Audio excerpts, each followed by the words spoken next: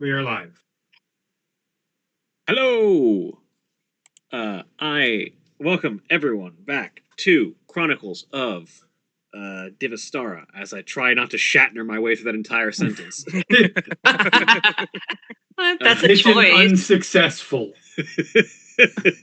Interesting choice on the line read. It's not a great one, but I mean, go ahead. It's certainly a choice. I now understand how Shatner gets that reputation when you're trying to think of the line as you're trying to say it. Mm-hmm. But welcome everyone back. I am William Orshani, and I am your game master for this D&D 5th edition campaign. And joining me today we have Yare. Hi, I'm Yare. I'm playing Morgan Thompson, the brain, human paladin. People's paladin. Now you feel People's it, yeah. paladin. Yeah. Look, my excuse is it's midnight. My excuse is I have ADHD. Okay, I'm valid. Excuses. And Drevian. I'm Drevian. I'm playing Yingard von Ryder, an undead rogue. And Jeremy. Hi, I'm Jeremy. I am playing Astra, who is a small little dull ship. I will check which mic your Zoom is using because it sounds like it's coming from the wrong one. That is a great question. It definitely is using. No, it's using this one. Hello. Okay, that's much better. It might have been Yeah. turned a little bit weird. It sounded like you were distant from the mic. Interesting. Well, here we are. Well, now it's better. So It's much better, yeah. Fixed. Yeah. Yeah. Astra, little dull piece of shit. My favorite and class, Katie. piece of shit. Warlock Hi. piece of shit. Hi, I'm Katie. I am playing Molly Malone Clemens, who is a human time-traveling investigator, frustrated academic. And as always, Black Lives Matter, trans rights are human rights. Welcome to some of the last days of Envy Month. Envy. Before October is Lust. Lust, yeah. I'm like, I know this one. Makes weird amount of sense for Halloween in that month. Yeah, that's why it's there. That makes sense. And remember to call your payment processors and call your representatives because, as always, the government is not always working in your best interest. And your TV stations. Them too, yeah. Call everybody and complain. Yes. Be the Karen you want to be in the world. See in the world. Yeah, if you ever Except want, for- if you Except ever for wanted the people who actually deserve it. Yeah. Correct. Not service workers. If you've ever wanted Karens complaining at the right people, you can be that Karen. Yes. Yep. Just not on airplanes, please. No, Please don't do it to service workers. no please. service workers. So you specify it to the right people. Hold your fucking liquor. Corporates only. Not You your said- educators. You said on airplanes, and my immediate thought is someone trying to call her like representative from an airplane. I mean, dude. Just on speakerphone, so the entire plane can complain. Yeah, so they can join it. Exactly. This is the entire flight 4196. We would like to complain. Guys, I have you on speaker. Anybody got minutes? Anybody? And when last we left off, our party of revolutionaries had begun to try and investigate the environment around the Crusader Kingdom of Duval, and discovering a few different details. Number one, Morgan learned from a particularly old Warforged paladin by the name of Vanitas, an individual who might in fact be older than the Crusader Kingdom, that things are not as they have always seemed. And in fact, there seems to be some sort of something that prevents Vanitas from speaking of what the world used to be. But the bones of the long dead are under no such compunction. and in fact recommended that if you could make your way into the catacombs beneath the royal palace, you might be able to ask questions. You might be able to ask the right questions to get some of the right answers. Following up with this, the rest of the group sought discontent and things that might indicate that all is not right in this place. Finding various different signs and slogans that spoke of uh, meetings to discuss and talk about the discontent among citizens regarding the separation of castes and the divisive nature of the Dwafalian society. Most of the group decided they were going to try and visit one of these meetings of individuals referred to, at least among philosophical and academic circles, as puddle jumpers. Most of them made their way there to stop and listen and see what there was to be spoken about. Recognizing the presence of one of the paladins who had initially come to greet the group among the audience that were present to communicate that evening. But meanwhile, and the focus of our initial camera sweep as we bring in at the beginning of this session, Ingrid decided, having discovered some minor signs of thieves' cant and roguish sign across the city, decided they were going to start investigating some of those paths and see what lies just out of sight. So we pick up with Ingrid as you follow Rogue Sign down an alleyway. The signs indicate several different directions. As you disappear down this alley, there are 3 different directions that seem to be indicators of something in this thieves' camp that you can't quite tell what's what. There is some indicating towards a nearby sewer grate. There is some indicating towards the basement of a nearby building. And there is some that indicates just further down this alley into sort of the maze of city structure, like getting lost behind buildings, journeying deeper into the heart of the infrastructure. I will investigate the sewer grate. As you approach it, it looks heavy, but you realize, getting closer to it, that this thing is not actually made of the original metal that it would likely have been made of initially, and it's been replaced with significantly lighter metal. In fact, go ahead and roll me investigation. I was afraid you were going to say strength there. 22. Well, the 22, this is weird. So, you're not certain what it says about either the infrastructure of this city or what it says about what this path means. But in all the times that you've lived in Nox, you have never seen a mithril sewer grate.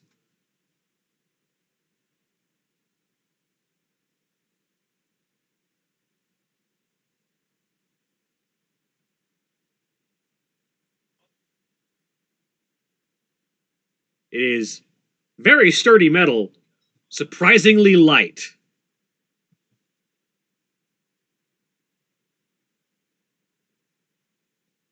And I'm imagined it's like grimed up, so just Yeah, passing by you. Yeah, it's thoroughly grimed up, so just like a passerby would just assume it was your standard iron grate.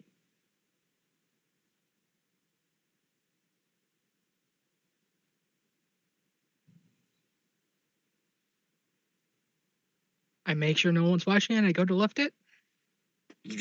Silent. Doesn't even make a noise. Down I go. You slide down the grate, set it down behind you. Again, light as a feather. Well, not literally, but it's definitely significantly lighter than a sewer grate that size should be. And does not make much noise. As you disappear down into this section of sewers, and you look around and realize this is not a section of sewers. Not like functional section of sewers. It's built like a section of sewers. There's no water flowing through here. It's completely dry. Does not smell of sewage.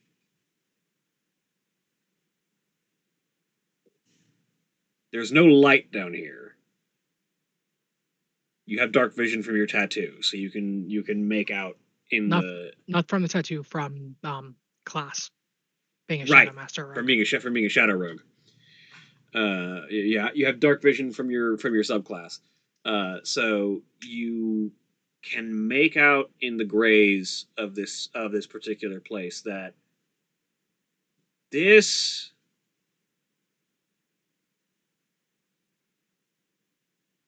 isn't a sewer.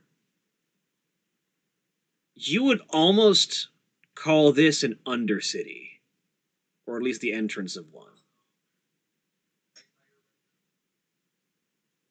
This has the makings of elaborate, complicated architecture buried underneath the surface of the much more grandiose city up above.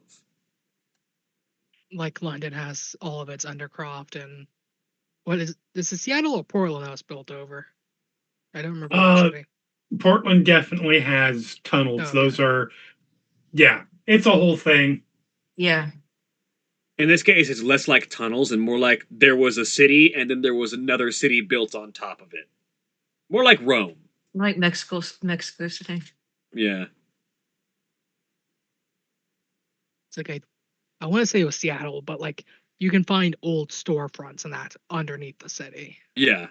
Yeah. You can find some of that in Portland. Really, Okay. Portland is there's interconnected basements that were used during Prohibition, and then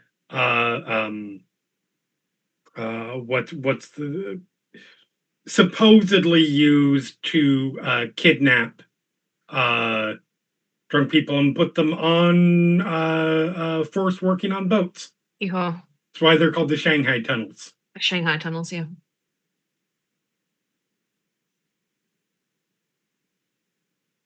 Well, I'll look around the immediate vicinity of the entrance, see if there's any more markings leading anywhere specific.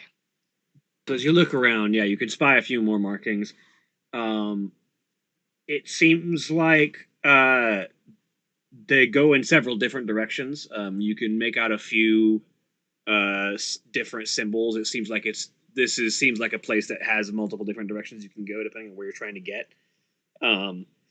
But there is a notable symbol that you can kind of make out as a it's not the universal symbol, but it's a symbol that is similar enough to ones you've seen in Nox that you can kind of guess that it probably means safe house. Which is to say safe place that you can bunk up if you need to not be noticed for a bit.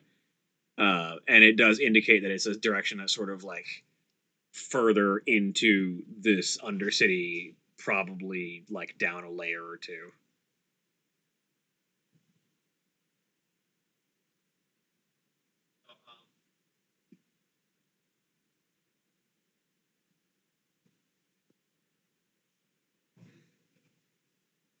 So there's that. I suppose I'll quickly locate it, Mm-hmm. like follow the markings and find the safe house, and then make my way back to the entrance and then follow a different set of markings. Mm-hmm. Give me. How do I go with a blind luck check? Roll me a percentile die. D100, 38. All right. We're on the roundabout the middle. Okay.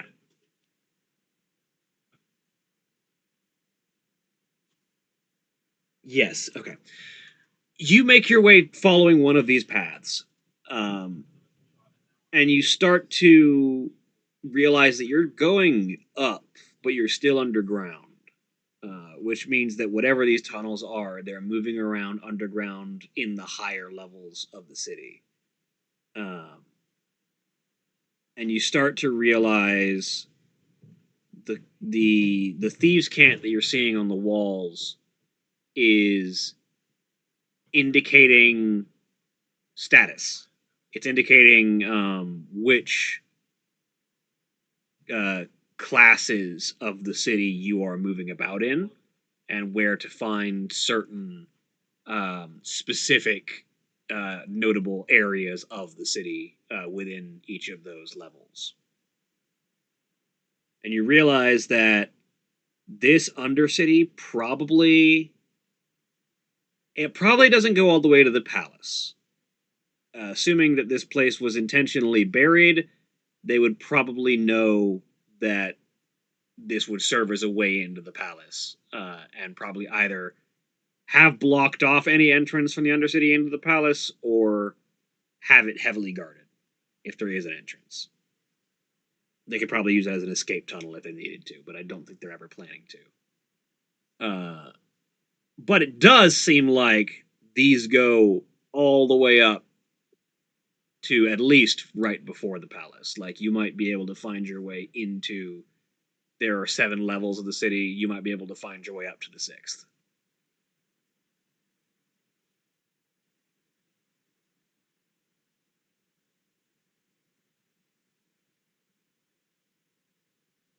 Cool.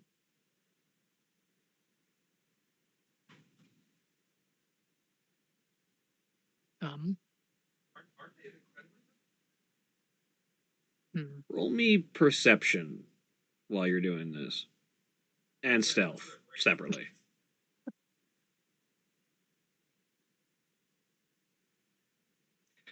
Well, you're not aware whether or not there's anyone else down here with you, but you're pretty sure they don't know you're here. I'm too busy piecing together the marks and the routes to notice a living thing.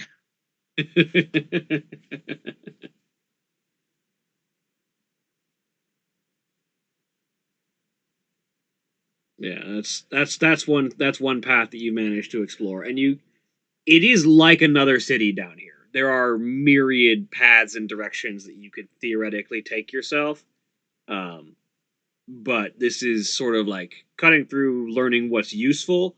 You do learn that this place goes everywhere. This Undercity, the city above is built on the bones of whatever this place below was. You also roll me investigation. 10. There's something weird about this Undercity. It doesn't match the city above. Like, they don't seem like the same place, just built up over time. There's something different about this place. But you're not sure what. It might be the fact that you're in absolute darkness and thus can't tell, like, color differentiation between this place and the areas upstairs, but something aesthetically doesn't seem like this place matches the city above. Does this place seem significantly older? Like, Definitely. okay.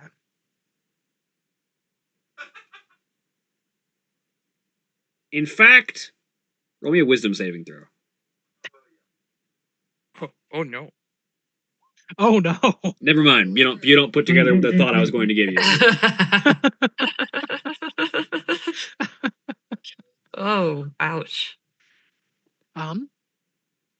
Does this seem old, like the crypt in the cleric kingdom? Like, particularly the lower layers. It seems older than that. Oh, okay.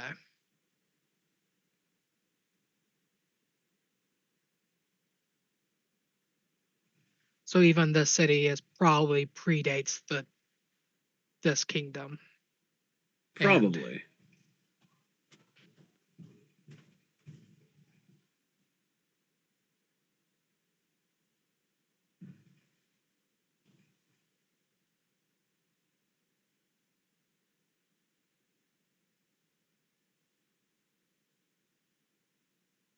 Might there be a chance that there's a connection to the crypts then through this Undercity? Maybe. Or perhaps this Undercity has its own long buried dead.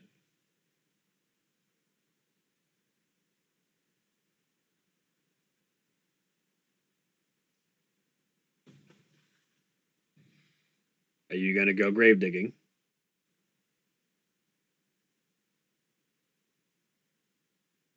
Maybe if I can find a crypt.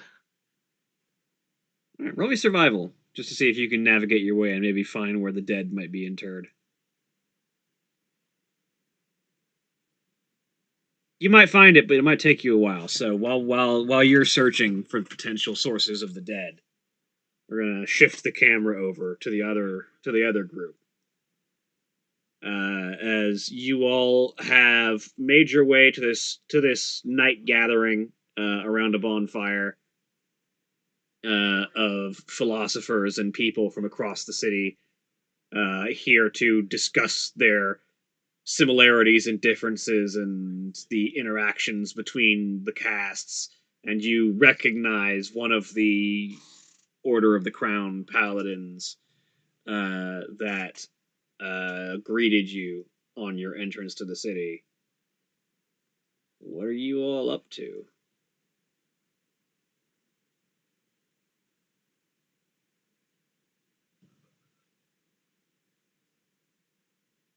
So I have a question. Mm-hmm.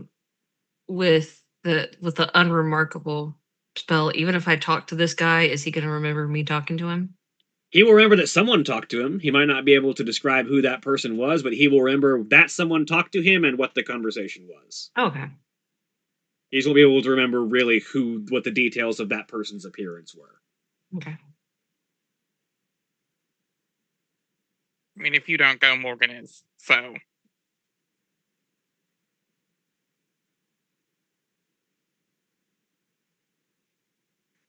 We are just here to hear the thoughts of the people. because currently I'm 50-50 whether he's there plain clothes to be like spying on them, or like as a raid bus basically, or Mhm. if he's there plain clothes and actually giving a shit. Mm-hmm. And I want to know which side he's on.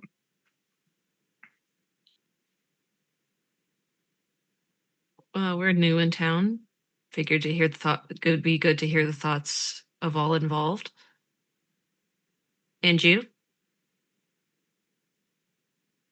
Oh, you walk up to the paladin and ask Yeah. that? All right. I He remember everybody else. he sort of looks up as you approach. Oh yes, well, it's a rare treat, the ability to see a gathering of people from all across the city like this. It's always worth stepping in to hear the words of the philosophers whenever there's a chance. Something you make a habit of then.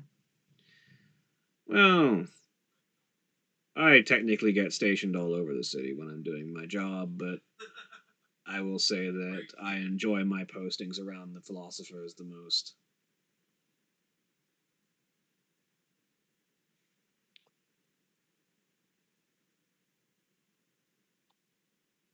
Enjoy your evening. You as well. He sort of raises a glass as you walk away. Unsure who that was, but had a nice conversation. I report back to the group. This nondescript person reports back to you.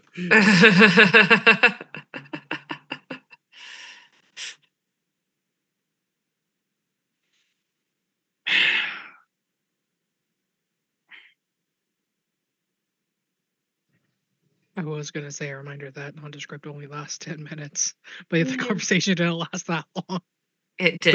It's also like it's a ritual, like, but you can just speedy ritual it, and it's not that hard to cast. It's a cantrip. It's a cantrip, even, yeah. So no, yeah, it's you can just keep casting it. Mm.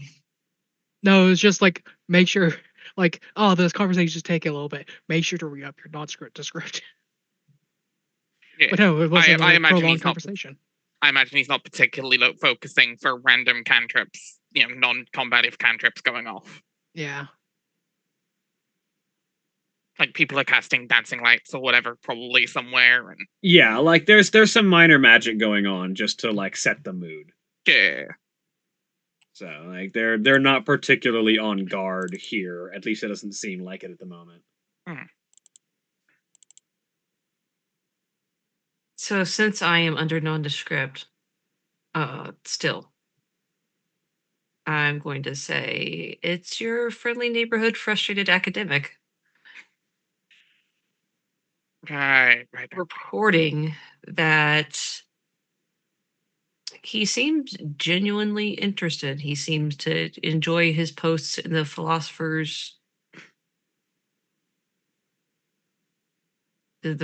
circle, or so he says. I mean, of course, the undercover cop would say that I as the understand. former cop. I get it, but he seemed like he was actually happy to be here for whatever reason.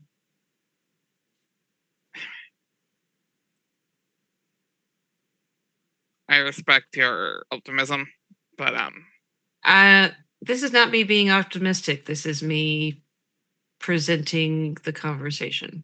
fair. Take with it what you will. Oh, of note, nondescript is actually second level. It's not a cantrip. Yeah, But it is a ritual. So it's just a thing you can just I think I cast. accidentally put it as a cantrip on as a accident. cantrip. That's a really powerful cantrip. Yeah, I don't know. I click things and things happen. I don't know. Yeah. I'm just saying that's a really strong cantrip. That's a cantrip. God damn. But you are a ritual caster. You just take time to cast these, or spend one of your rushed incantations to cast it. Mm-hmm.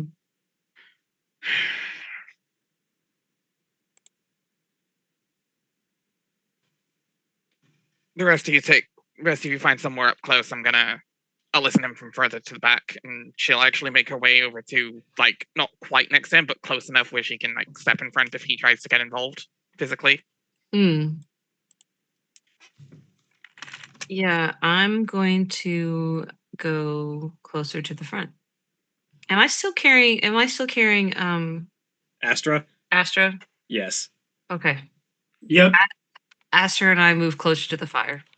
Thus, Astra is the only one who is able to maintain the constant recognition that this unremarkable person is in fact you. Because the instant that you are lost sight of by Morgan, and she's not fully aware of where you're at, the next time you walk up to her, you might as well be a stranger. Yeah. Morgan's looking out for Astra. Astra can retain the cognizance that I am being carried by Molly. Thus, this nondescript person carrying me must be Molly. Correct. Yeah. Morgan, once knowing about that spell, is paying attention to Astra to keep an eye on where Molly is more than Molly. Yep.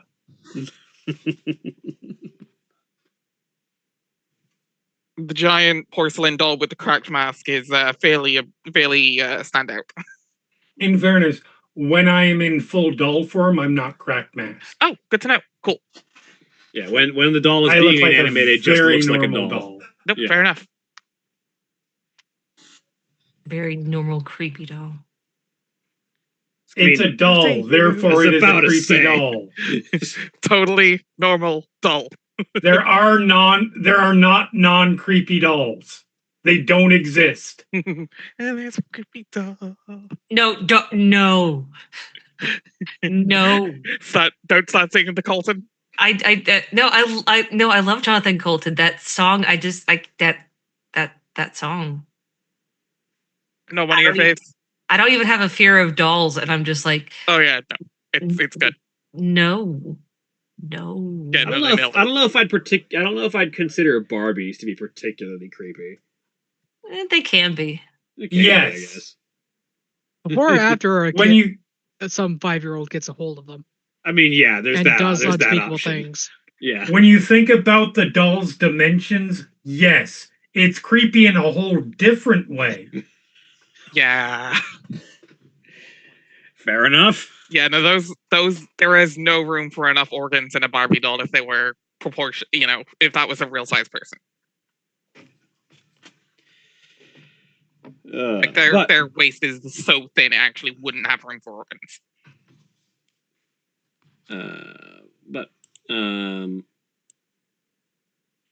So Morgan is hiding out in the back, keeping an eye on the paladin. Where are Astra and Molly headed? I don't know. Where are we headed? Towards the fire. I mean, I could grab onto your head and steer you one way or the other, but I'm not doing that. You could. That might also blow your cover as an inanimate doll. That's why I'm not doing that. That's why you put on the chef's hat. We're not Also doing fair. Ratatouille up in here. But yes, yeah, you make your way closer towards the bonfire, and you can hear. It seems like the original organizer of this meetup is sort of just talking to the crowd, talking about how it is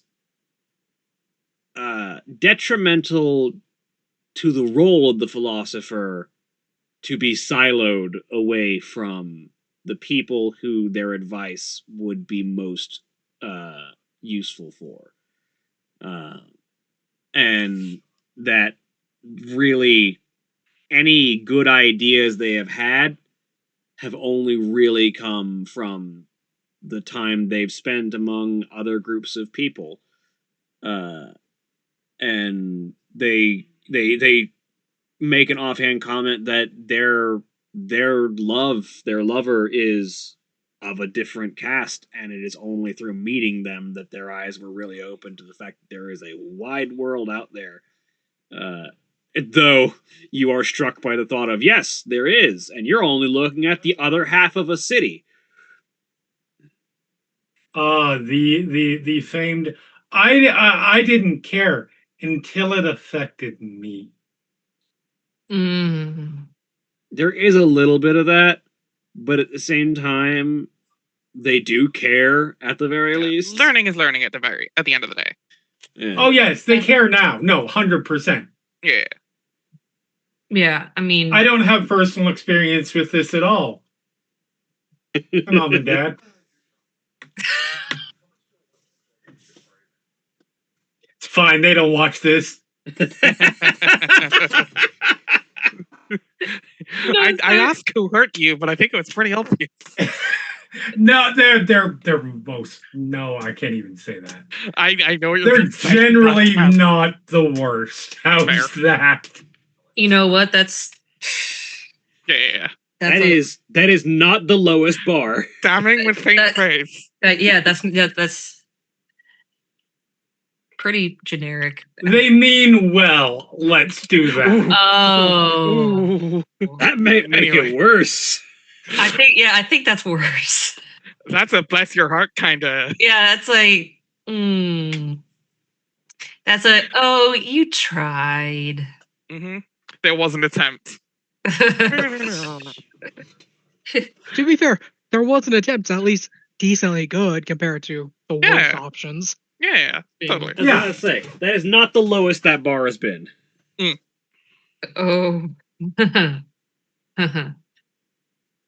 Laughs in educator. Jesus Christ. I will never get tired that laughs in Spanish has just become part of a generational lexicon. Yep. Okay, well, at least you're not having to deal with 6-7 every single fucking day. Anyway. All right. So yeah. That's what you're generally picking up around the bonfire. And there are a number of individual people who are sort of sitting around having polite conversation, talking about, daily aspects of their lives. And you get this sort of... You ever had the sense that someone has led such a dramatically different life to you that basic aspects of daily operation seem like revelations to them. Yeah. Mm-hmm. It seems like everyone is having one of those with someone else at the moment. Molly is just like, oh, wow.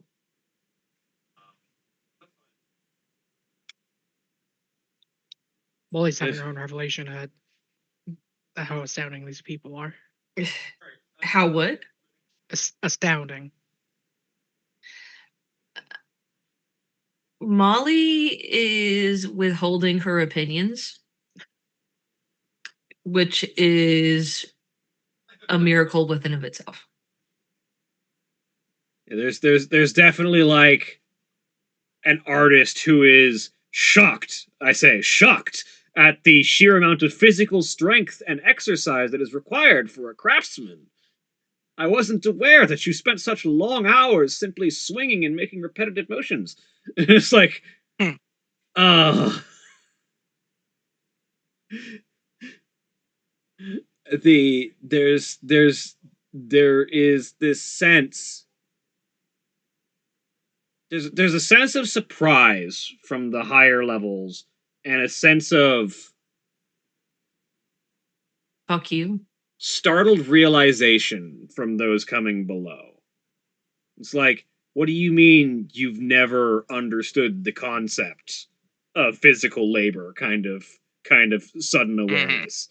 Not from like a, oh my god, you're a horrible person, but a, what do you mean you've literally never encountered this kind of thing? They're a rich person realizing there's a $5 bill. What do you mean you don't, what do you mean you get an allowance for clothing? What do you mean? What's this budget that you speak of?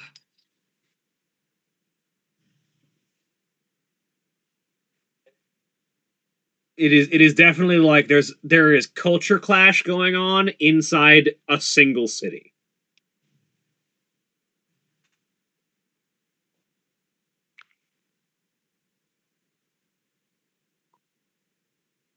And Molly's just kind of muttered to herself, this is why we study history. This is why we don't erase it. In fairness, says Kiara, I don't think this is quite so much history as it is sociology. I don't know the name of what this particular political science might be considered.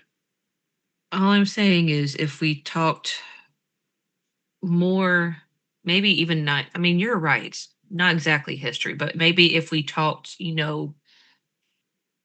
with other people instead of like assuming that the next great thing is just ahead of us or that we already did the greatest thing ever, then maybe we could learn something. And no, I'm not talking about the tech bros that live in Ricule, but I mean, they're certainly at least taking the first steps. yeah, that's a lot.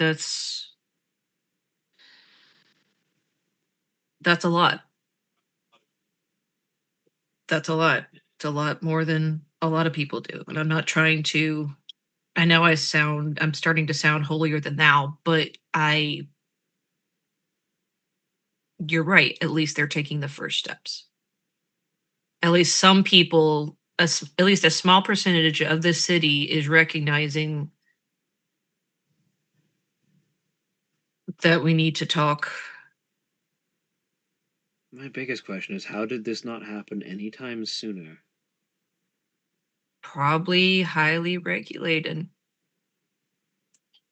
I wonder if it's something to do with the upheaval and the civil unrest that's caused, or if there's something deeper at work here. My feeling is it was probably already happening on a very small level. Then the upheaval happened and literally shook things up. And I don't know, maybe that became more of a catalyst for people. Well, are we planning to take advantage of it at all, or simply observe? What would you like to take advantage of? Well, if you're looking to foment unrest, it certainly you have the opportunity to steer conversations towards maybe the situation that put us in this kind of separation wasn't such a good idea.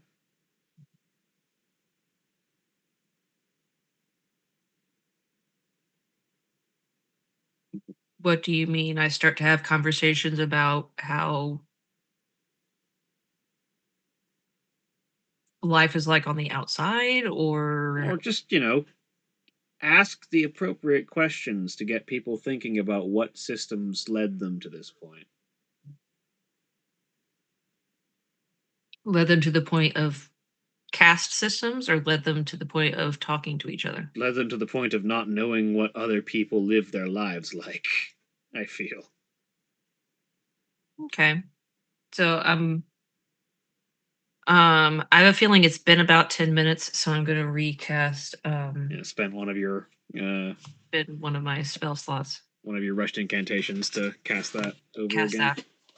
Well, if Um, does Rich Incantation mean you're still casting as a ritual? Yeah, it's like Oh, strictly then- speaking, the investigator does not have spell slots. Right. They only can cast rituals and have a limited number of times to cast a ritual at the normal speed. Fair. What I was going to say is then it doesn't actually cost a spell slot. Yeah, it does not actually cost a spell slot. You don't have spell slots technically. You just have spells you know. Yeah. oh. Anyway. So I'm gonna, I don't know, walk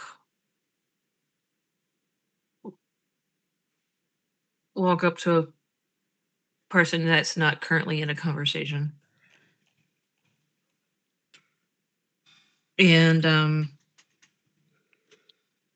ask them what they do and why they're here to start off. So I can start a conversation point. Just to sort of see how that conversation goes, would you like to roll insight just to see if you can steer the conversation in the right by knowing the right questions? Let me see.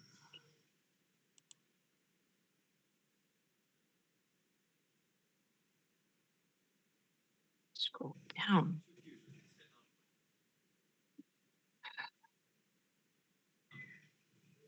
Okay, I see what the dice have been doing tonight. Let me see what I can do. Yeah, the dice have had interesting ideas. Not great, but also not terrible. Not the worst. You are at the very least able to sort of glean enough about this individual to maybe be able to get them down the right path. What kind of influence are you trying to exert here? What are you trying to get out of this conversation? Are you looking for information? Are you looking to direct towards a particular goal? What's your goal in this conversation? My goal is to figure out why um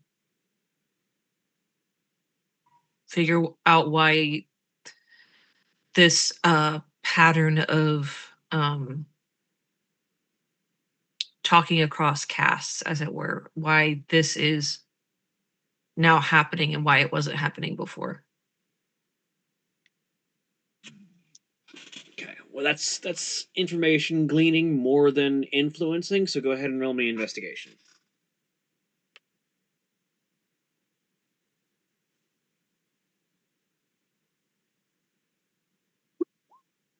22, very nice. I'm an investigator. I hope my investigation rolls are on point. As you sort of glide in and out of a couple of conversations, asking questions here and there, what you pick up is that there's this sense that this is all new territory. Mhm. there is definitely a feel that like the upheaval has thrown things out of order. People have been lifted from where they were and put in new places. There's so many new people living in the bottommost layer of the city, but many of them are of walks of life that would be considered castes different of higher levels. So there's been kind of an introduction of the idea of different walks of life than are normal throughout this city, and it's gotten people talking on a much larger scale than there ever has been previously. So what I'm basically finding out is mostly due to the upheaval. At least from these conversations. There might be other causes that you're not seeing, but at the very least, that seems to be what people think in this environment is a major influence.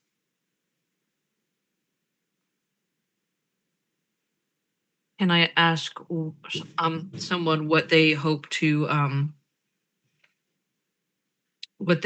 end of the end result of these conversations is going to be?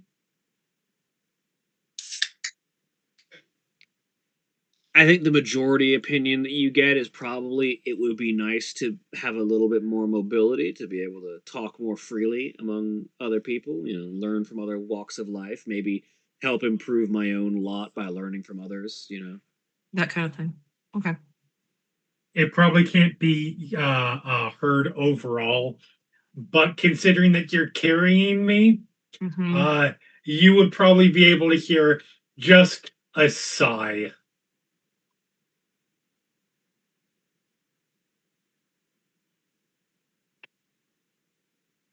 So is she on my? She's on my back, right? Yeah. Wherever you have your, put me. Yeah, riding around on your shoulders / back. I'm just gonna reach up, pat the doll on the head, and go about my business. Morgan, the paladin's been just kind of having idle conversations. Doesn't seem. Roll me insight. Yeah, I was gonna say one guard to another knows when there's an undercover thing happening. Yeah, basically they're trying to see if there's more attention being paid to the crowd in general than any person they may or may not be talking to.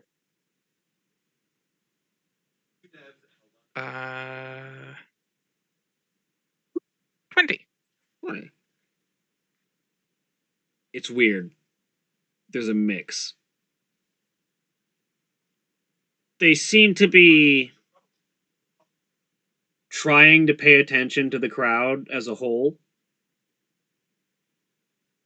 But that might just kind of be instincts as a guard. Because they do seem to be getting drawn into conversations whenever someone comes by to talk to them. It's hard to say. Something is happening here. There is definitely something going on with this person. Whether it is there's someone else watching and they have more freedom to keep an eye on things and get into conversations and they are here undercover. Maybe they're here undercover and are slowly listening and coming around. Maybe they were just here to listen and just kind of have their guard instincts taking over and they're just paying more attention. There's something. There is something happening in and around the vicinity and personality of this paladin.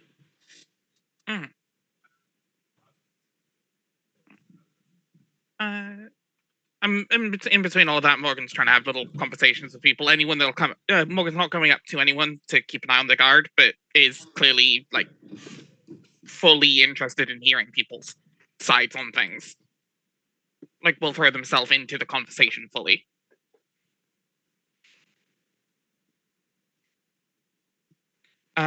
But at some point, Morgan does actually start to make her way over to that paladin. Just kind of sits across from them. You were in full armor with helmet I on last time. I was in full armor last time. Helmet. helmet on, helmet off. Probably would have been helmet off. So recognize the face at least. Hmm. So yeah, as you sit down next to them, they sort of look over. Ah, new to the city and already making your way to all sorts of interesting engagements. Heard there was a gathering and I couldn't be missing that. Trying to see what's happening with people here. Well, the folk around here are certainly getting to know each other and having wonderful conversations. There's good food and good drink to go around. Mm. Certainly a pleasant environment. Yeah, it's good. It's a nice little party. What are you making of all this? Like, obviously, I'm still trying to get an eye on, a tell on things because first day here, but interesting situation. Roll me persuasion just to see if he thinks you're trying to be a cop right now. You have to say if you're a cop. Good thing Morgan's not a cop. Also, that is not true. That is actually true. Morgan is not a cop. No, it's the fact that you do not The have to fact say that you if have to say you're you're a cop is not true. No, absolutely not. But also, Morgan wouldn't be lying if she didn't. So This is also true. 16? Ugh. I mean, there's certainly a lot of interesting conversation going around. I enjoy my postings around the philosophers' regions of the city. Whenever I'm posted there, I get to listen to more intelligent and eloquent minds than my own, share thoughts and ideas. But this has been new and interesting, hearing voices from all walks of life, sort of indulging in that pastime.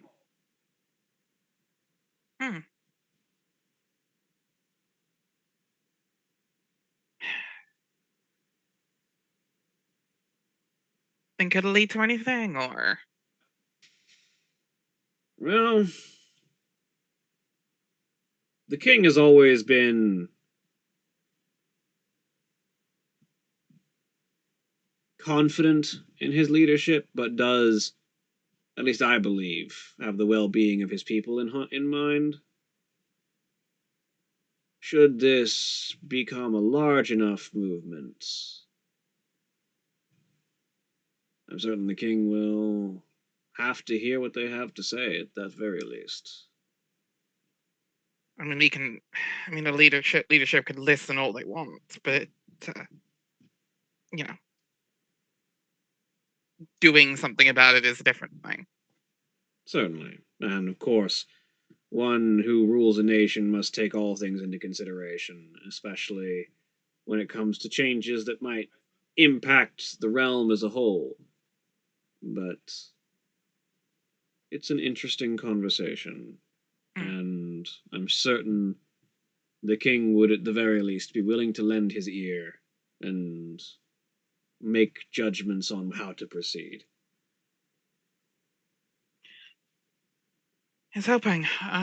Maybe just takes the right people putting the suggestion in his ear to start with. Certainly.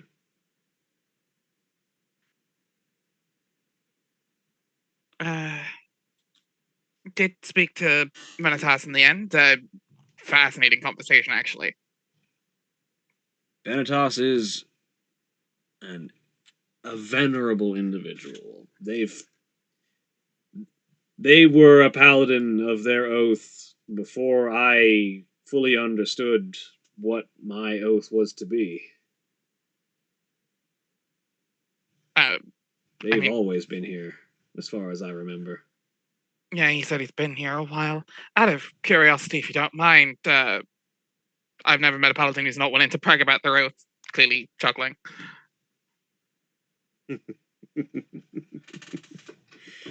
I follow the oath of the crown. I am sworn to defend my nation, protect its peoples, uphold its laws and glory in its name, and serve the crown in all things. The internal, of course, in Morgan's head. Clearly not spoken.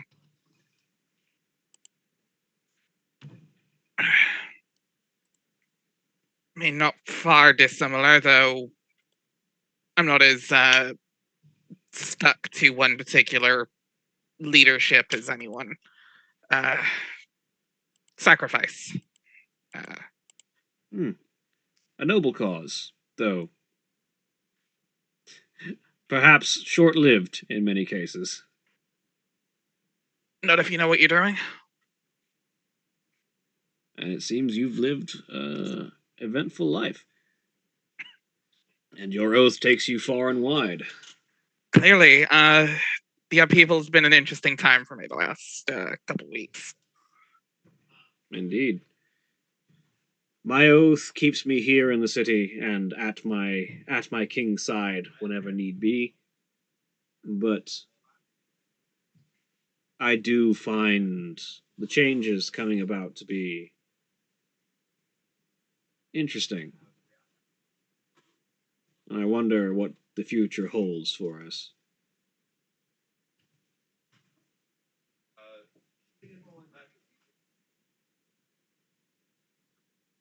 I mean, can I make another insight check just to get another beat on like how much of this is lip service?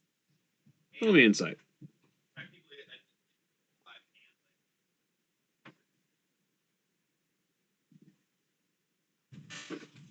Gonna use my inspiration on that.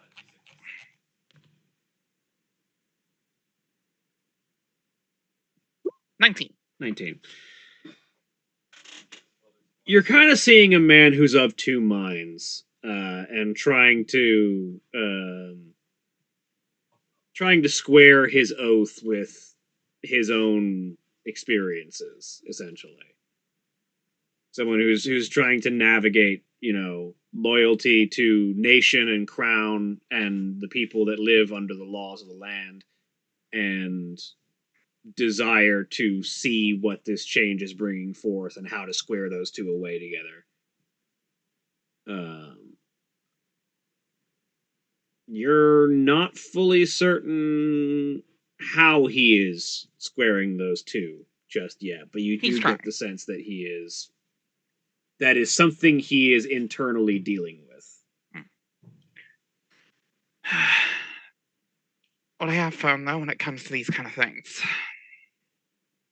at least from the little bit of travel I've done,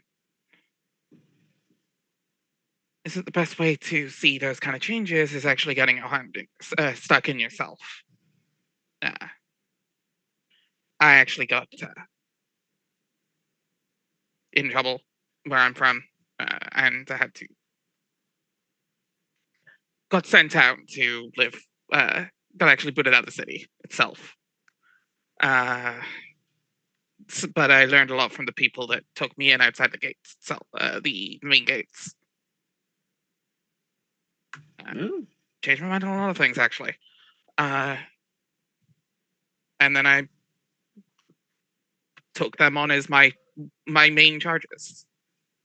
Not that anyone given here isn't a main charge right now, because they're the ones around me. They're the ones I can protect it directly, but well, lives often lead us down myriad paths, but I'm not certain it's ever really not the path we're meant to be on. Who knows? I mean, the path you take is what you make of it, really. Something Terminator 2. Sure, never actually watched it. Well, no fate but what we make is there. Oh, yeah. It's, destiny and what people put on you is one thing, but you still have your choice at the end of the day. True. And one can only hope to live well by the tenets that you live by and make decisions that you can be proud of down the line.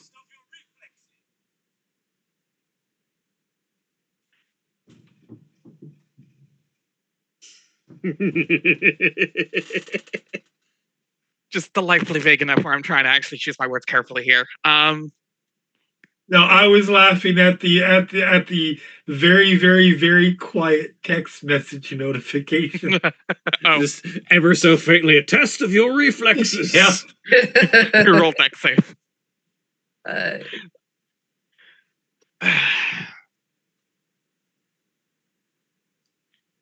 Just saying, someone of your station would probably be able to make quite a difference with some of these people.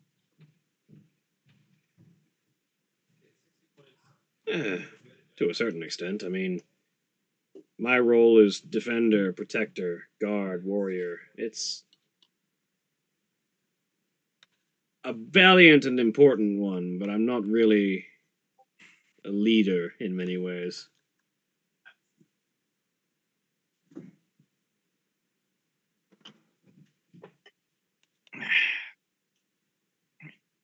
Prove yourself enough, that can waste change. Within reason. My oath is my oath. And I serve the crown and king and country. I mean, the oath doesn't seem to be the problem as much as where you've been stuck. Perhaps. There may be ways to serve the country in other locales. But here is where I am, so I think at the moment, best I can do is make the most of it. Make the most of it while finding ways to get better. I found, but yeah, fair enough.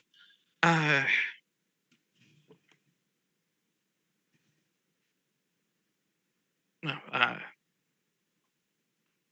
what's your name? What was your name? I don't think I ever got it.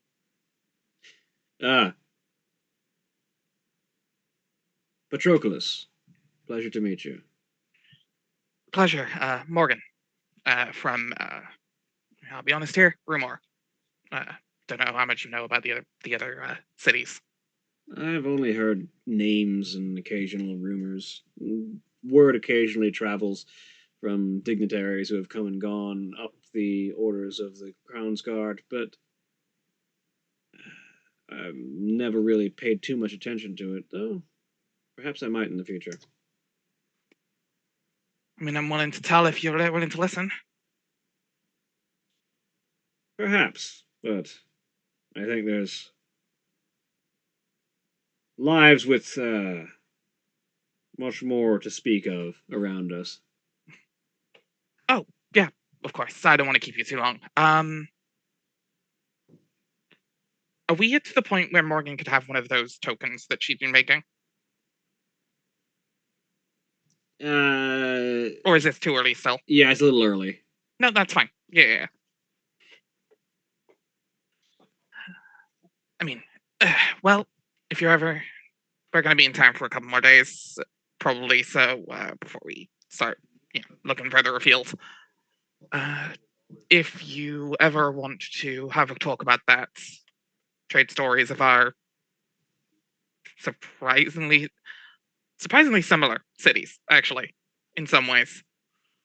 I'd love to actually have a drink when you're off duty or something.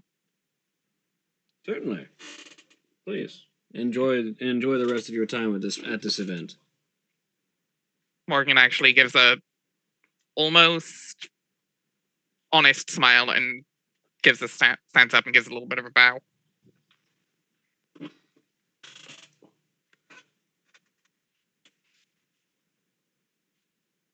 And then goes off for another convo.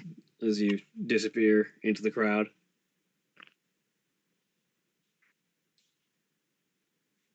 Obviously keeping an eye to see how he reacts. And he sort of thinks about it for a second and goes back to talking to people. Mm.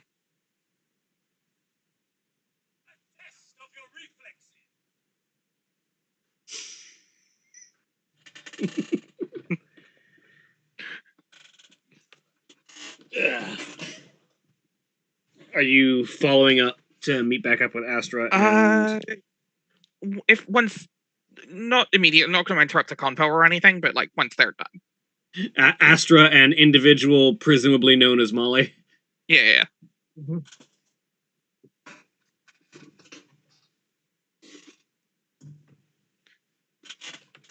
Any talking's coming from Yeah. you, The so person formerly known as Molly. yeah.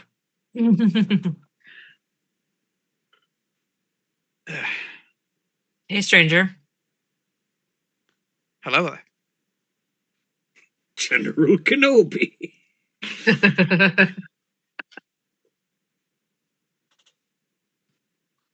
Interesting doll you got there.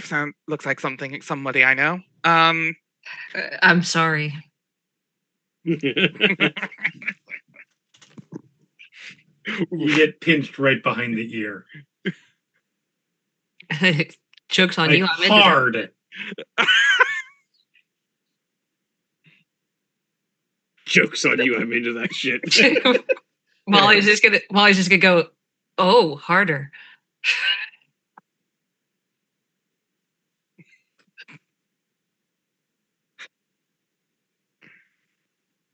So, anything interesting? Follow me to several heads that turn to that statement. Correct.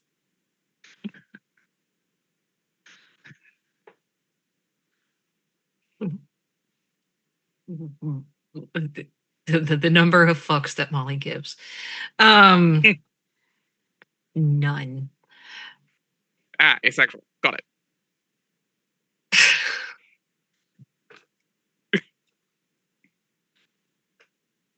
Anyway, I just murmur under my breath.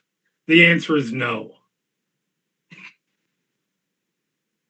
it was always going to be. I just don't get a chance to use that line very often. So, There's been nothing interesting whatsoever.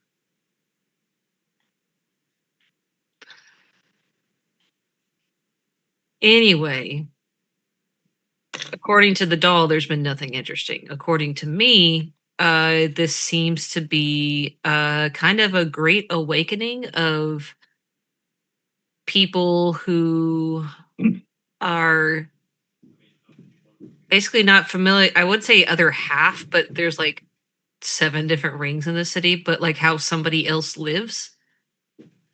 For example, like some people can't imagine, living life on a budget, and other people can't imagine, being able to, commission paintings of your dog. Like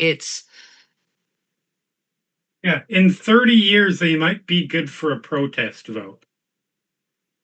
it's very it's in the very beginning stages, and according to what I've heard, the shakeup has really come from the The upheaval. the upheaval. Thank you. God, words are hard. So most of the initiative has been brought upon by the upheaval, because there have been more outsiders, and therefore more people going, hey, what's the deal here? So nothing really earth shattering, so to speak. It would take, 30 years? it would take a bit more ferocious poking for something to, actually happen. And I meant ferocious poking in a figurative sense, not in a literal sense. Literal sense might work too. Literal sense. Just depends on who you poke. I think one needs to lead to the other if we're going to do that.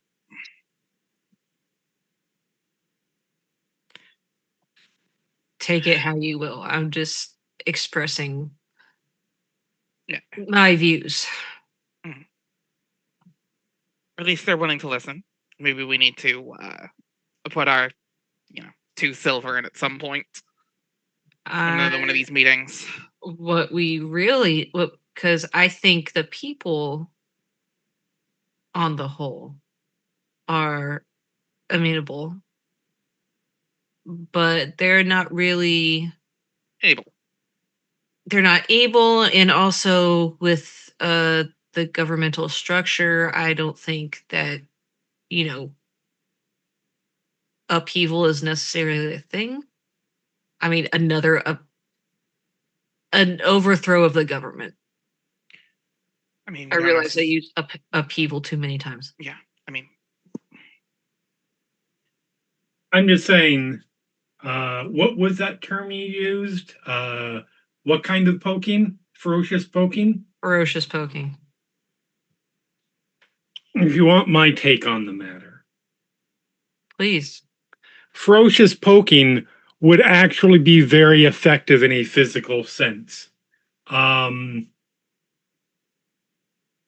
Because taking all other considerations out, because I know there will be a lot of but about this.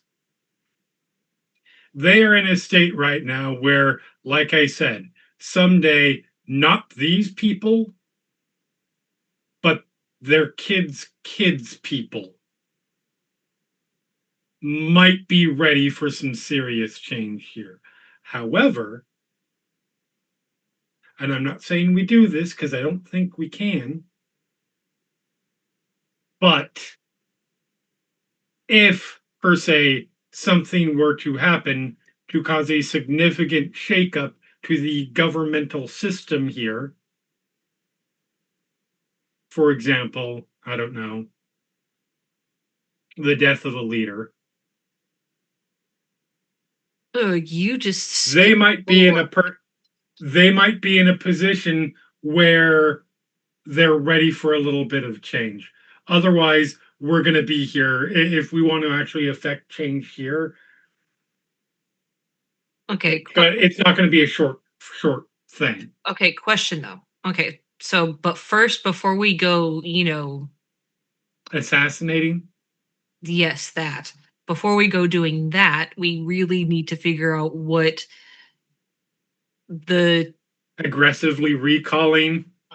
change of command would be like. Because if if something happens to the current ruler, what's to say that the next person in line doesn't is immediately crack back twice as hard.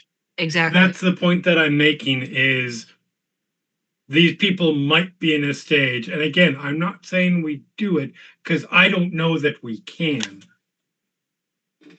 But these people are at a point where they're starting to see the problems and not to put too a brutal a point on it, but they will ask for change. The next person in charge will clap back on them brutally and viciously, and that's where the change starts to happen. Problem is, You can't change when you're dead. When they crack down on all the people who are dissenting, they can't kill everyone. They can kill enough to dissuade. And that's what's going to have to happen. You don't get upheaval is not done by everybody holding hands and saying this is the way it's going to be and politely debating the issue. There's going to be bad shit that happens and innocent people are going to get hurt. It has to. Yes, I agree with it. I agree with you. Historically speaking, that's the pattern of things. Yep. However, I'm not saying, we join hands in sing songs and ride unicorns, but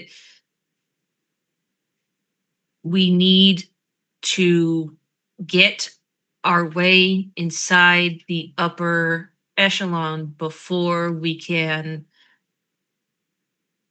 make any more specific decisions. If the king claps back, pushes back on things, if violence is necessary, sure. But what we need to do before that point is seed our message through enough of the people where there isn't as strong. It's not as easy to push them down. Did you have a particular message and method in mind?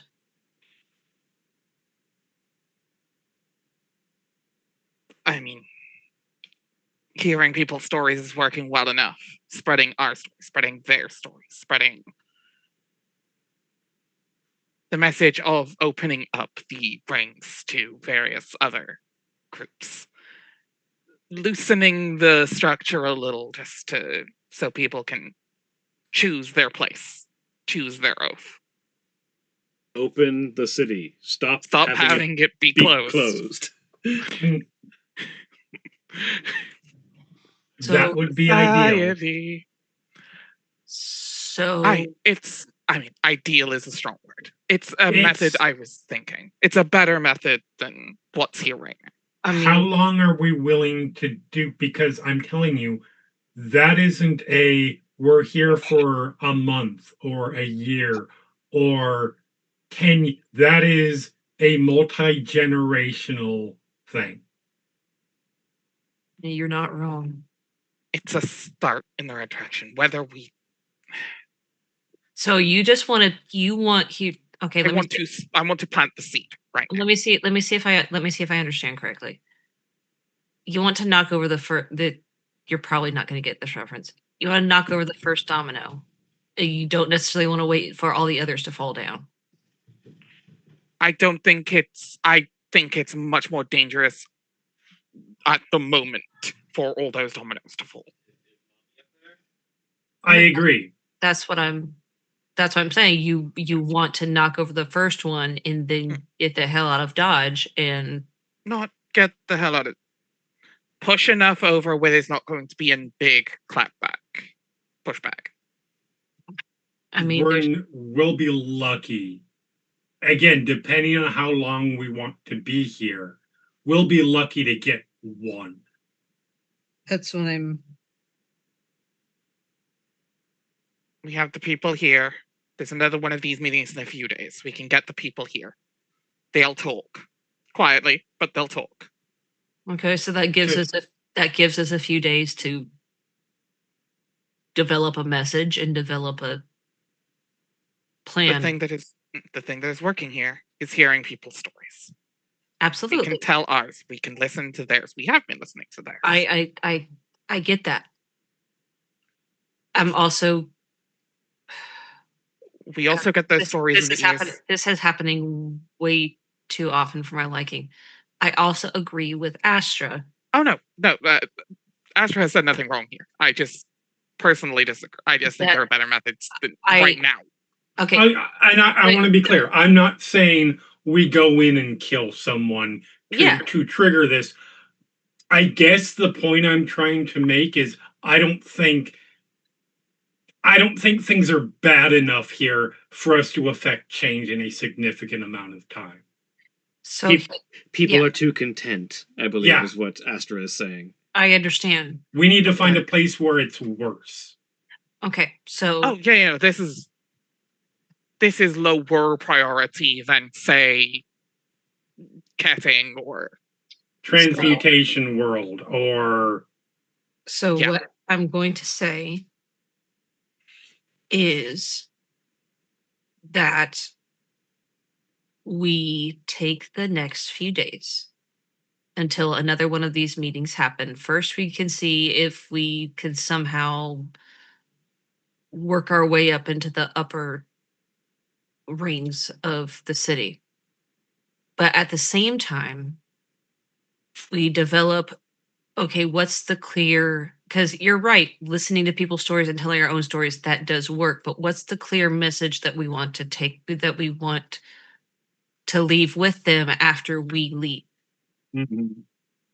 And because it has to be strong and it has to be simple and it has to be memorable. Yes. So when we leave here, can we get that message to spread? When we've left here, the message has started to spread, hopefully. Mm-hmm. and then we can move on, because what's going to happen is in any of these places that we go, we're not going to be able to stay for full revolution. No. But what we can do is we can get it started, and then as we continue on and as time passes, then the people within those cities can continue the work. Yeah. I guess that's what I'm trying to say. No, I'm 100% with you. That is my. I personally, I think that's the better plan here. Is Okay. let them spread the message themselves. We just plant. Let the tree grow. We are just planting. the seed. Because when all is said and done, we are still outsiders. Yes. But people who have been here will are beginning to listen to their own. Yeah. And it's much easier to listen to your own when you share a community, even if you're on different parts of it. It's much easier with your own than it is with a bunch of outsiders saying, hey, things need to change. So Yes. what I think we should do is I think we should wrap it up here. GM, do we know that Ingrid is Not gone? around right now? Yes, you're fully aware that Ingrid is not currently present. Morgan has a hint to where she might be. Okay, so here's what we do. So we leave this for now. We figure out wherever the hell Ingrid wandered off to. Ingrid make- seemed to be looking for seedier parts of the city. We make our way back to the ship, and we get some rest and formulate a plan. Mhm. Not necessarily in that order.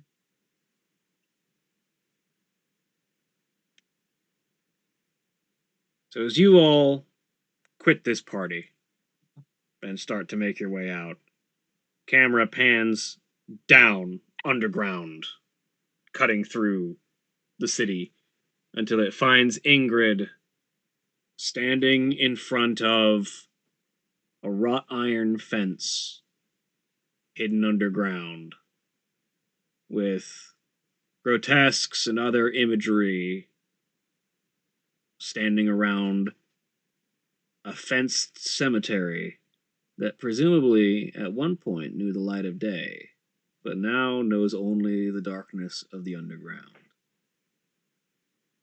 And that's where we're going to take our break. Remember, when we take our break, you take your break. So set up such your legs, do whatever you need to do, and we'll be back in just a few minutes. Please enjoy these commercial messages.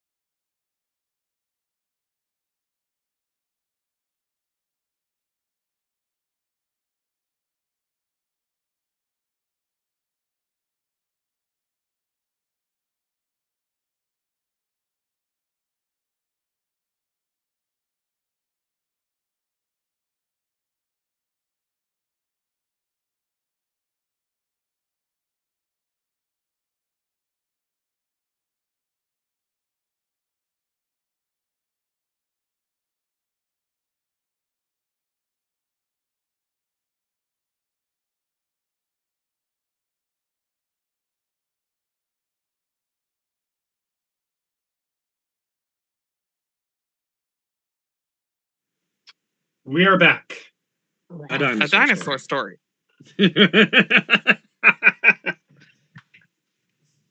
I can't wait for the chorus of that by the end of the campaign. I think Jerry's trying to tell us something. Yeah, I got it the wrong way around though.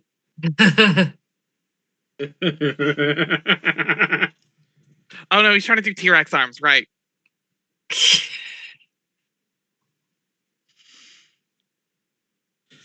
So Anyway, Sorry, there. Sorry. Apologies. anyway, Scream 2. you're good. Yes. You're good.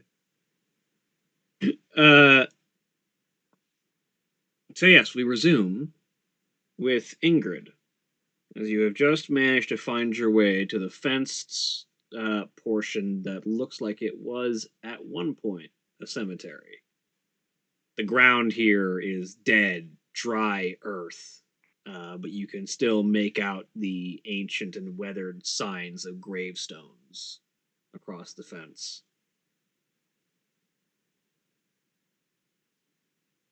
And I imagine the gate is locked. Not that that's ever stopped you before. No. Lock. To roll Oh sleight of hand. no! Not Would you like- that! Would you Oh, like to no. roll sleight of hand with advantage? I If it's would. locked, I clearly must turn back because we are law-abiding people who have definitely never done anything. Mm-hmm. I'm from the most law-abiding country in the world. It's fine. No, to be fair, I am from the most law-abiding country. Because if you don't, you get caught before you even thought of it. I was being sarcastic. Damn, Oh, that's for best, sure. bro. And You want to talk into the literal former cop here. But yeah, the lock is no match for your skills. Very swiftly, it is unlatched, and the door creaks open for you to pass through. I open it as little as necessary, so it doesn't to minimize the how much it creaks, and because I imagine that little creak probably echoes down here. Oh yeah.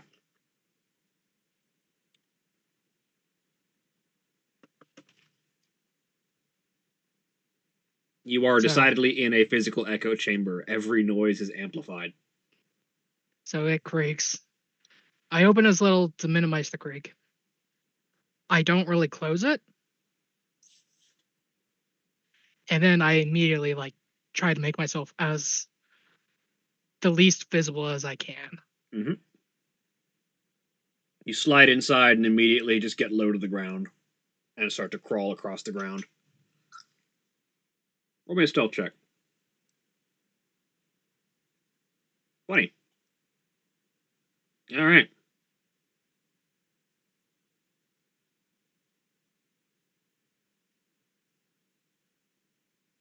You sneak your way into the graveyard. What are you looking for?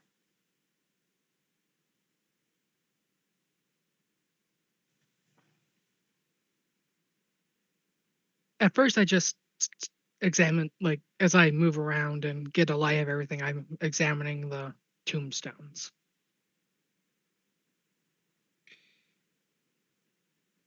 What languages do you speak? Languages.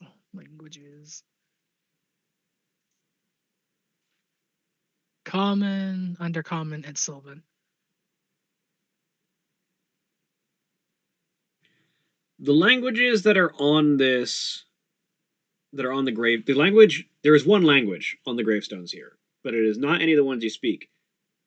It shares a linguistic root with Sylvan, because you can sort of recognize some of the phonemes and some of the aspects, but you don't recognize any individual words. It's like comparing Spanish to Italian.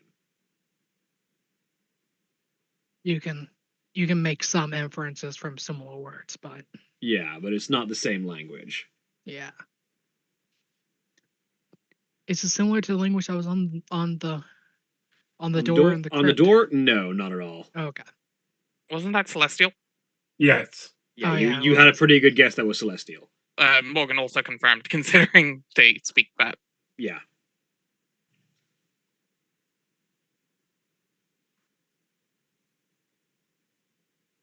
But every gravestone has this same language on it. Which is odd, considering if it was everything was going to have the same language, you would normally expect it to be common. I don't expect it to be modern common though. This is definitely isn't even old common. Yeah. This doesn't have any of the same linguistic root as common. Like I said, it has more in common with Sylvan than it does common. I'll do some parts of it stand out as names though. Yes, you can definitely make out the portion where this is this is a proper noun now. I take some notes of what are not proper nouns.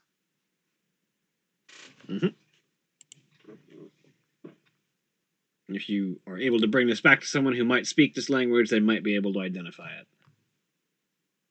I'm guessing it's going to be a use of comprehend languages. That is also an option, yeah.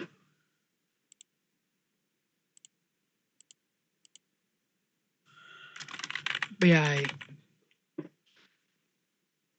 I look for common phrases particularly. Probably like lived, died type of. Yeah, considering there are phrases near numbers, you can probably guess that some of these words are probably epitaphs, like just notes of when they lived, when they died. The years here are very far apart, at least numerically.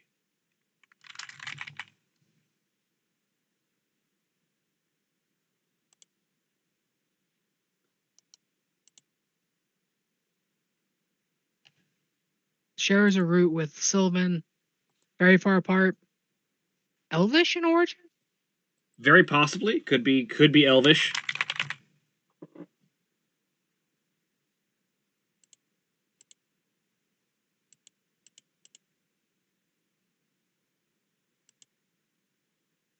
But yeah,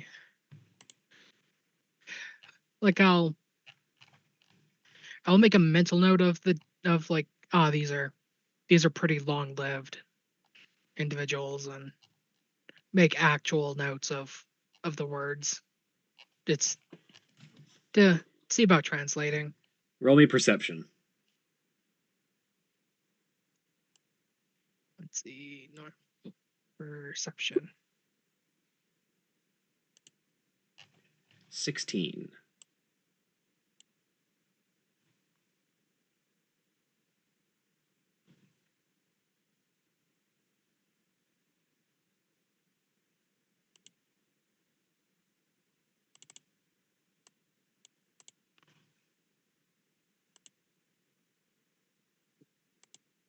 You almost don't notice it. But you realize that there is something that emits an unearthly glow that is moving in this graveyard. And you only realize it because the light is so dim, but it is present when you begin to see colors.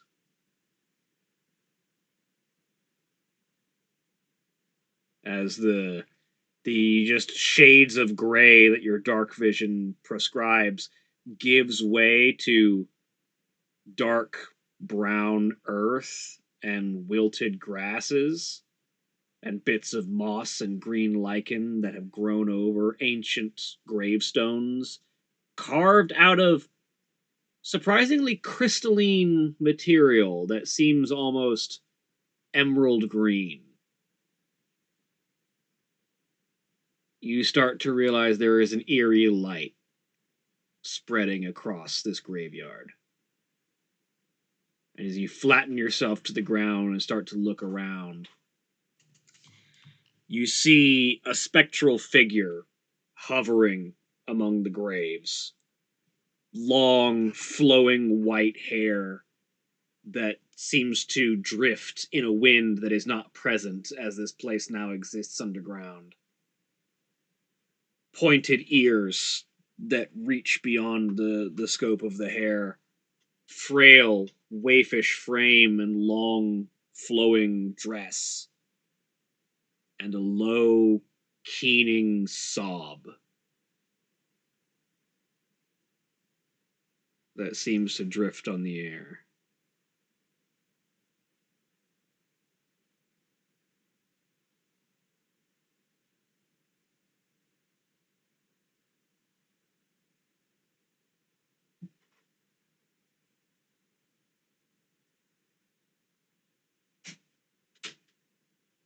My immediate concern is it might be a banshee. That would seem to be valid, all things considered. Roll me religion. Get the fuck out.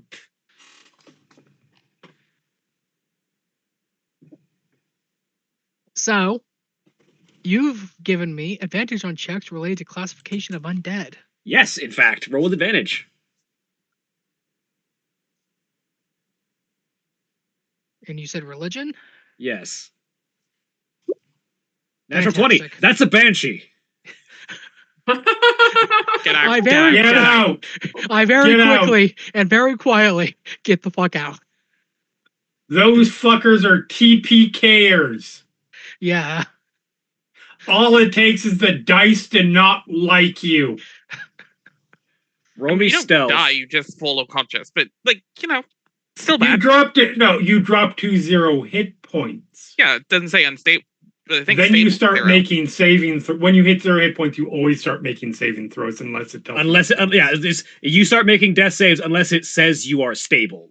That is Stable the is bit the I- qualifier. That is the bit I don't remember if banshees have. Yeah. I don't And- believe so. The banshee does not say it drops to 0 hit points and stable. It just says it drops to 0 hit points. Fair Yeah. enough. I have very nearly TPK'd a full party Look, of I'm level not 8 characters. I'm not disagreeing the banshees are gross. right. Just saying. Like, I'm aware. I'm just like, Yeah. Those things are. I forgot it. I thought Holy you just shit. got stabilized. I thought you got stabilized. I thought you just dropped. I remember that situation too. I was like, okay, I'm just gonna throw a banshee at them. They'll kill it quickly. It'll be fine. Okay, They it go does. first. And it's different. Its DC is only like 13. yeah, it's really low, and I'm like, they're gonna be fine. 1, 2, 4. Like one character stayed up. It's happy. Oh. They changed the banshee's whale. Yeah, I was looking at the 2014 they? Rocket spoilers. Yeah, the 2024. If the target has 25 hit points or fewer, it drops to 0 hit points on a failure. Otherwise, it takes 3d6 psychic damage. Oh, actually, that's That's fucked up. I hate that. Keep bansheesdangerous.com. I mean, now you can throw them in with a lot of other stuff and make them a threat, though. Sure, but also I just like, no matter what the level, the brief panic in my players' eyes when Oh, they 100%. see a banshee. Right, but now what you do is throw them in a giant combat. What you do is you throw a giant combat at them, whittle their resources down, and then throw the banshee. Yo. I mean, You give I them a just false want sense to of point security out all that of a you guys sudden. are not that far away from 25 hit points right now at your max. I am double that. I'm Only at 27. Yeah, I- you're the paladin. That doesn't count. I'm called. I'm not willing to test that. Yeah, paladin with tough. Yeah. This I thing, think I'm at like 26, I think. Good luck. this thing hits me once and then wails and I'm No, in dead. fairness, I'm at- I am I'm at giving 20 everyone. I I'm am at giving everyone- 26. Yeah, I also do give everyone within 10 feet of me +2 to their saves, which helps. Have you seen my die rolling? Numerous that's times. skill issue. Also, I was wrong. I have 29, so it's fine. Totally fine. Just totally. One Wait, do I have dagger a- strike and I'm in range. Why do I have the lowest fucking hit points? Yes, Yes, you I you do. heard- do. Okay. Barely. Doesn't Ingrid have 27? I heard. Yeah. Yeah, Do you have you, any- you are 26? by one have By the one. lowest hit points. And the next See, but lowest, the that's- next lowest is by 3. See, that has screwed me over though before, because I will like, it's like, oh, you almost made it, but no. Yeah. Yeah, the gaps are you and Ingrid have a hit point difference of 1, and you and Astra have a hit point difference of 3. Mm. And then you and Morgan And then have and 28. then there's Morgan. And then there's Morgan. I don't know about Egrain. I think it's somewhere a little bit higher than everyone else apart from Morgan. Yeah, I think we were apart by 1, maybe. I don't know. But Banshees. Morgan of the Band of Squishies. With a 30, Ingrid, you get the sense that you are once again blessed by the fact that you're not quite alive. Because it seems like the innate sense that banshees have for the presence of living beings doesn't quite work the same way that it should on you. And you successfully, having spotted the banshee, continue to quietly and stealthily make your way away from this thing. Like, the Banshee's will also doesn't work on undead. I don't feel like testing if how that interacts with the living undead.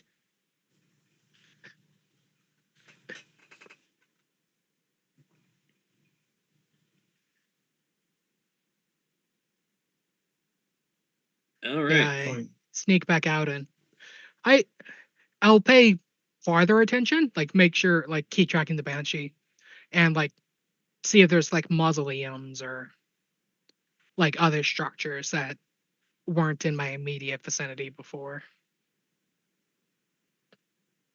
There are a few, but something strikes you. You start to pay more attention, and you start to see more of those like ghostly wisps, flickers of presence. And you come to the realization that this graveyard is haunted. There are spirits of the dead that sort of linger around here now that you sort of made your presence known.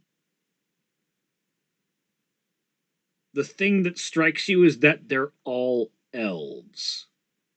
Not all of them are banshees, but there definitely are ghosts with long ears.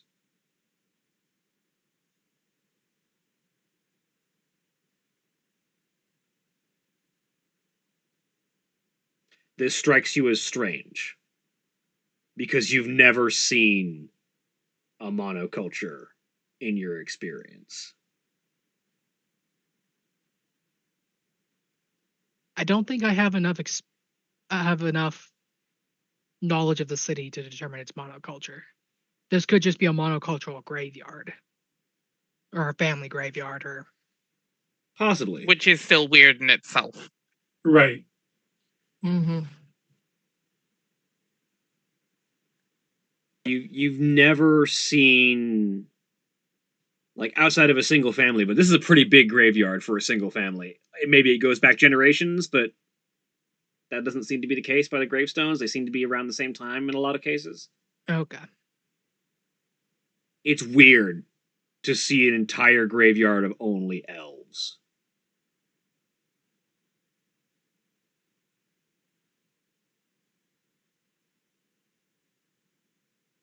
And they have this sort of weird crystalline grave structure that seems distinct. It doesn't seem to match any of the cultures that you're aware of or have seen in your travels.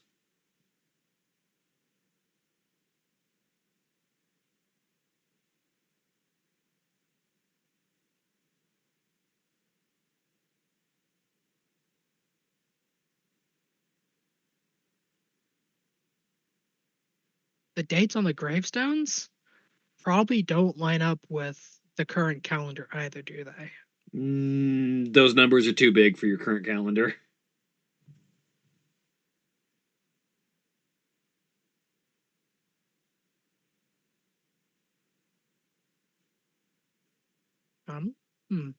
I have so many questions, but I'm not there. I also have plenty of questions. The problem is trying. trying to ask those questions while not getting caught by Banshee. By a banshee, and also the questions are probably needing to be asked in ancient Elven.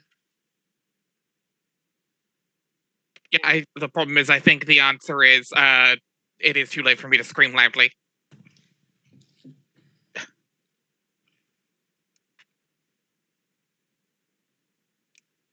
I make my way back out of the graveyard.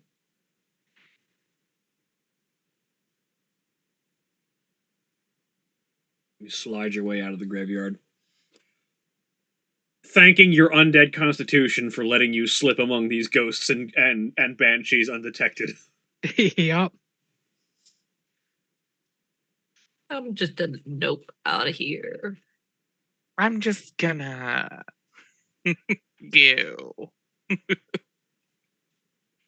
You get the sense that if the rest of your party went down here, the only other person who might be able to achieve this is Astra.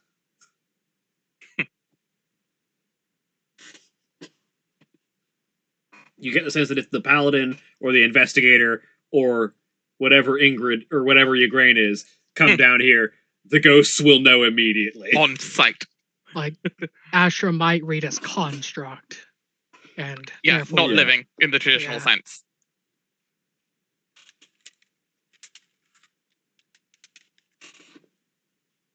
Luckily, I have a thing that pushes undead away. Hold on, that's probably a thing? Yeah, turn undead. Yeah. Yep. I also have destroy undead to a certain extent, but not this high. The problem with Turn Undead, though, Turn Undead in a dungeon crawl is just let's aggro the whole dungeon. It depends. I mean, Because when they come back with friends. sure. Not even they don't even have to come back. They can keep going. But if you are, that random pack of wraiths that are wandering around in a room for some reason because the module placed you in the room and you see a bunch of ghosts run away screaming, you're gonna be like, huh, I wonder what's that way. Yeah. Sorry, I actually thought I had 10 undead. I don't believe I do. Really? Nope. I thought I know it's a cleric thing. I wasn't sure if it was a pally thing. I think I'm mixing them up. I have divine sense. Interesting. I believe certain paladin orders can turn the undead. Yes, not sacrifice. Y'all have seen my set. You'll have seen the sacrifice. That actually is fair. I can see that.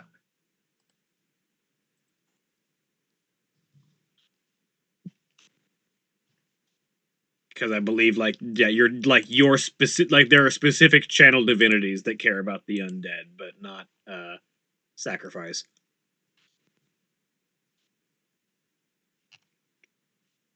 Oh no, I can just smite a motherfucker. That's my turn undead. I was about to say you do also just have smite. Yes. You make them go away the other way. Correct. I turn undead into non-existent.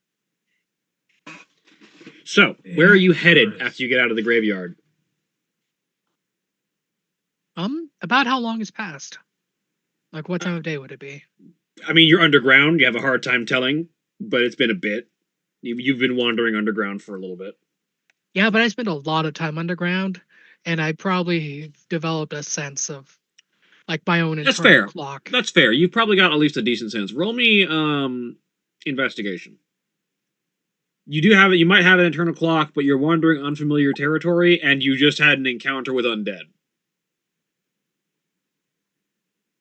It's been at least a few hours. You're not certain exactly how long. Okay. Like, I figured I'd be able to get, like, within an hour or two. Not like, I've been down here 3 hours and 26 minutes. Yeah. Okay, you've been down here for at least a couple of hours. I'll make my way back. I'll get back to that mithril gate and You make your way back to the mithril gate you came in, lift it up, shut it down. Make your way back to the Nidhogg. Yep. So I'm gonna give 2024 D&D credit for the one time it does the thing that that is the main thing that irritates me about 2024 D&D, which is that it flattens out and de-specializes a lot of the classes to where a lot of people can do kind of the same thing. They have completely removed the ability to turn undead from all paladin classes currently, including Oath of Devotion, which used to be the one that could actually turn unholy, which is undead, demons, etc., etc., etc. So it is only a cleric ability now. Makes sense. Good on you, wizards. I think there are a lot of things that 2024 did right. Dear God, weapon masteries are like, holy shit, one of my favorite things. Like, actually. There's a lot I like about 2024. I have obviously. There's a few things that bother me. I don't like the way counterspell works now, and it feels other stuff better like for that. players, but also most monsters don't use spell slots anymore, so it doesn't. Yeah, it just feels good for veteran players now. But the one thing that I am unequivocally happy about is how much they have nerfed Paladin into the fucking ground. I like Paladins. They made it fairer. Paladins were the most overpowered class in D&D, bar none, and I include the burst damage rogue for that. I'm sorry, wizard exists. Yeah, okay, wizard is wizard. Like, I mean, yes, but you're saying bar none, and wizard is the correct. Everyone else complains about wizard. Yeah, but a wizard, you just shove your fingers in their mouth. Like, there are things you can do to counter a wizard. You can't counter being able to smite every attack. Yes and no, but like counterspell, spell magic, and fireball, and 2014 smite is not a spell. It's just an ability. Yeah, you can't do anything about it. You just get smited all the time, and like, no, I'm not disagreeing that it's up there. I'm just saying it's not the most powerful because everyone's seen what wizard can do. I mean, it's a common like the standard like example is a level 5 Warlockadin can hit you 100%. With half a meteor swarm on one crit. Right. I say that, and honestly, I don't have a huge problem with any of the classes in 2014. But if there was a class I had a problem with, it was the amount of times I have been a player and I'm playing my monk or my I don't know, fucking any other class. I'm like, all right, I go up and I hit 3 times, and then the paladin's like, all right, I go up, I smite. Also, I'm granting you all bonuses to all my saves, and smite and smite and smite. Oh, look, they're dead. Yeah. Kind of point from the melee side of things. I do that to one person. Fireball drops everything. Evasion. Or like a fighter or a barbarian. Or a fighter or a barbarian, or like I'm hitting the one thing. Wizards hit everything. It's. I know it's all relative. Like I said, I never had a problem with Paladin in 2014, other than minor annoyances. But I love how hard they were nerfed in 2024. I think it makes them fairer. Yes. Yes, 100%. Yeah. Anyways, I just don't think it's the biggest problem. They changed power word kill. Yes. Yep. Power word kill now, if they have more than 100 hit points, just does 12d12 psychic. Yep. Yeah, it's no longer either the spell is useless or it instantly kills the thing. It instantly kills the thing, or if it doesn't instantly kill them, it still does a chunk of damage. Oh, good! Yeah. It's a spell worth taking now. Yeah. Fucking, I love Power Word Kill is one of my absolute favorite spells, and it was functionally not legitimately used. It was awful unless you were really trying to be a dick to a player. Yeah, like as a player, whittle it down to 100. Great. Again, at that point, just get the fighter in. You've got a paladin or a fighter in the party. They're gonna take them out in like one turn, anyways. Why are you using your level 9 spell? That The only time I've actually seen power word kill used was against a player. yes, it only ever gets used against players as the big fuck you from the big bad spellcaster. Yep. And Besides, it's a hell of a fuck you.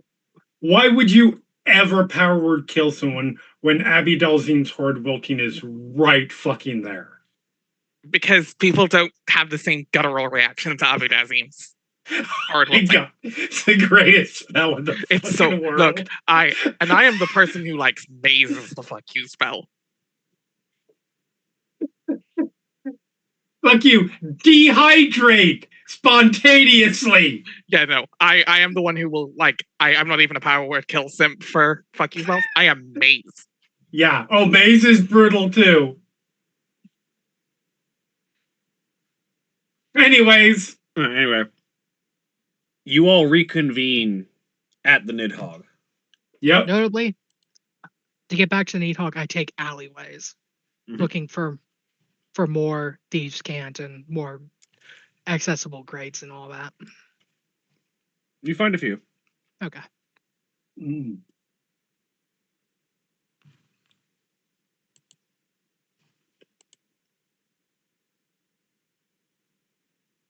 And then I get back to the ship.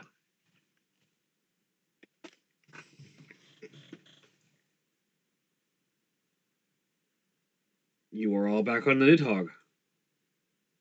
The three of you, it's about 15, 20 minutes after you get back before Ingrid makes her way back inside the vehicle. So we are probably about halfway through our latest argument about the situation. Mhm. Look, I'm just saying.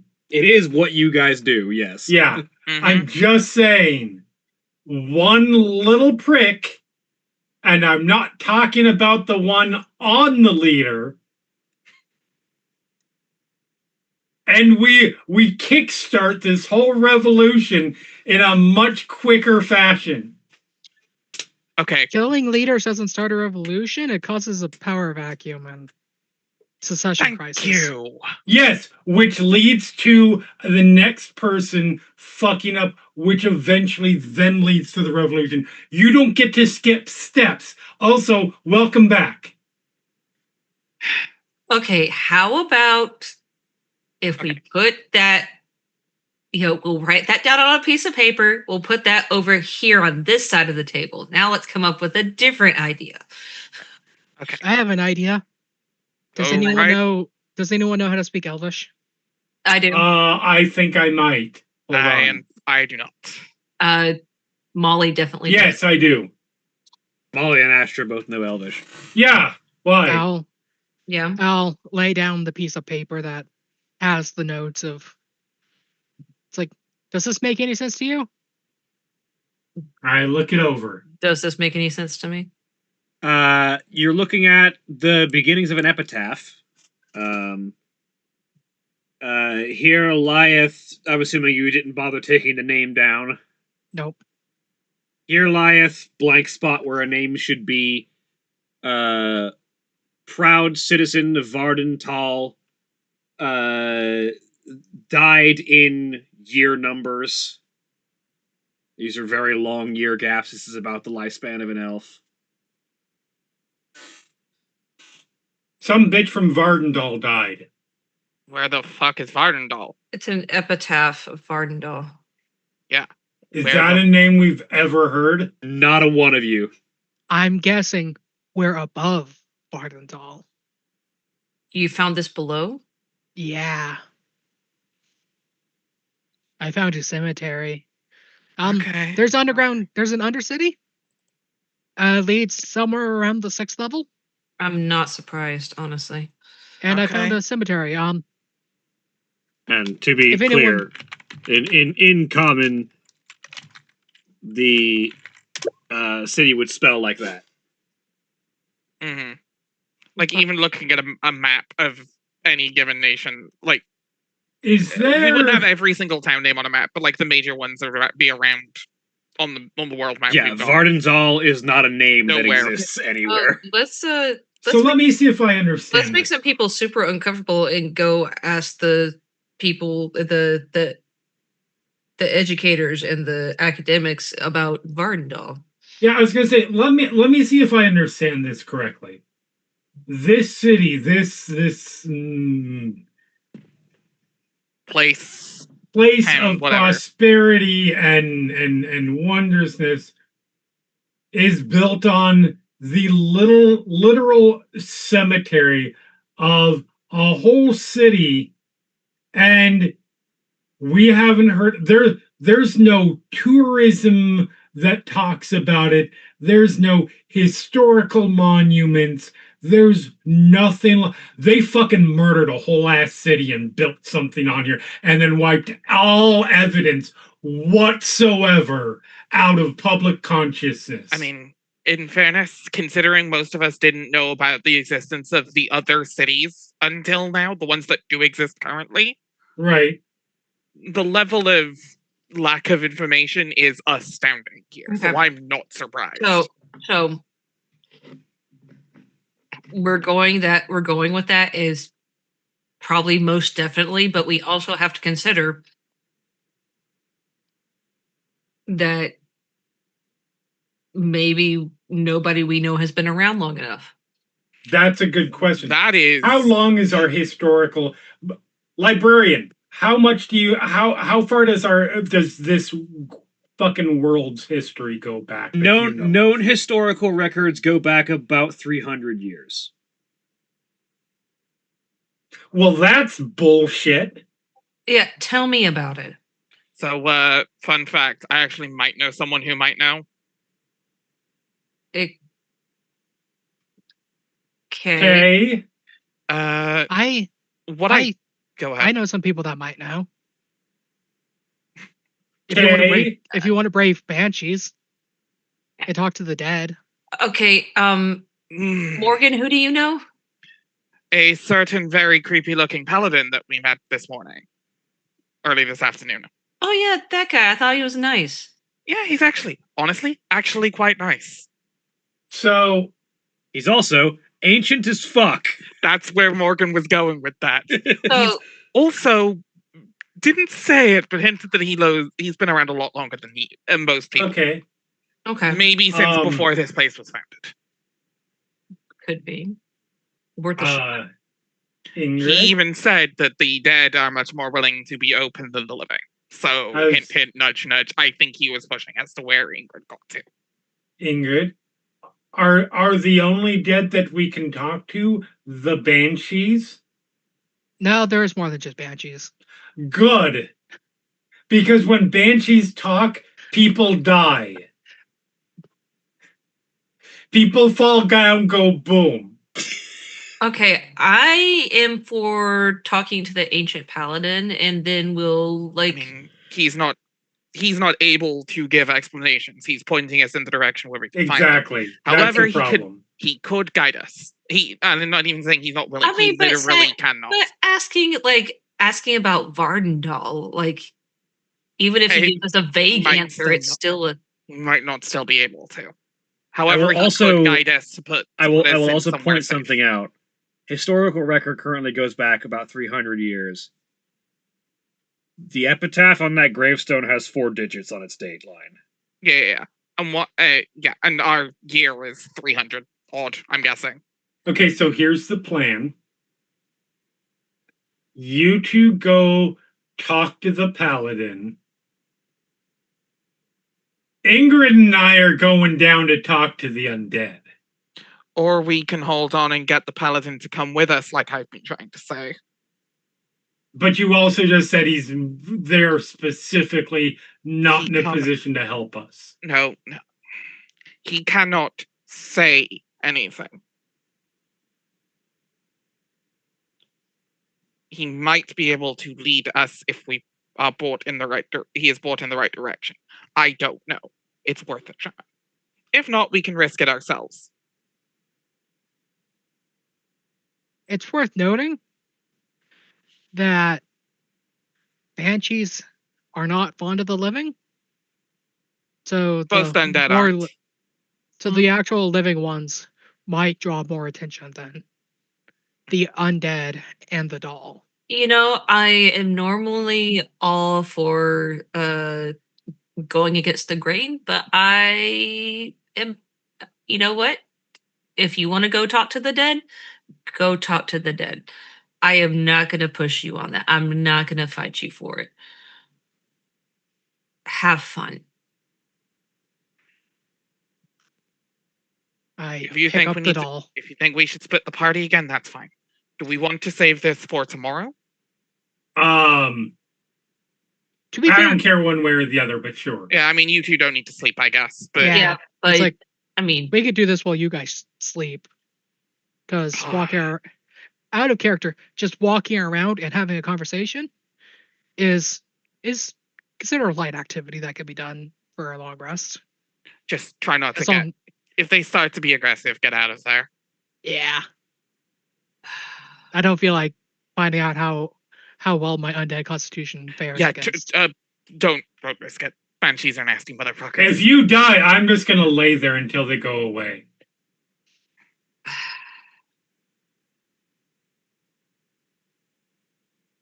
It'll be fine.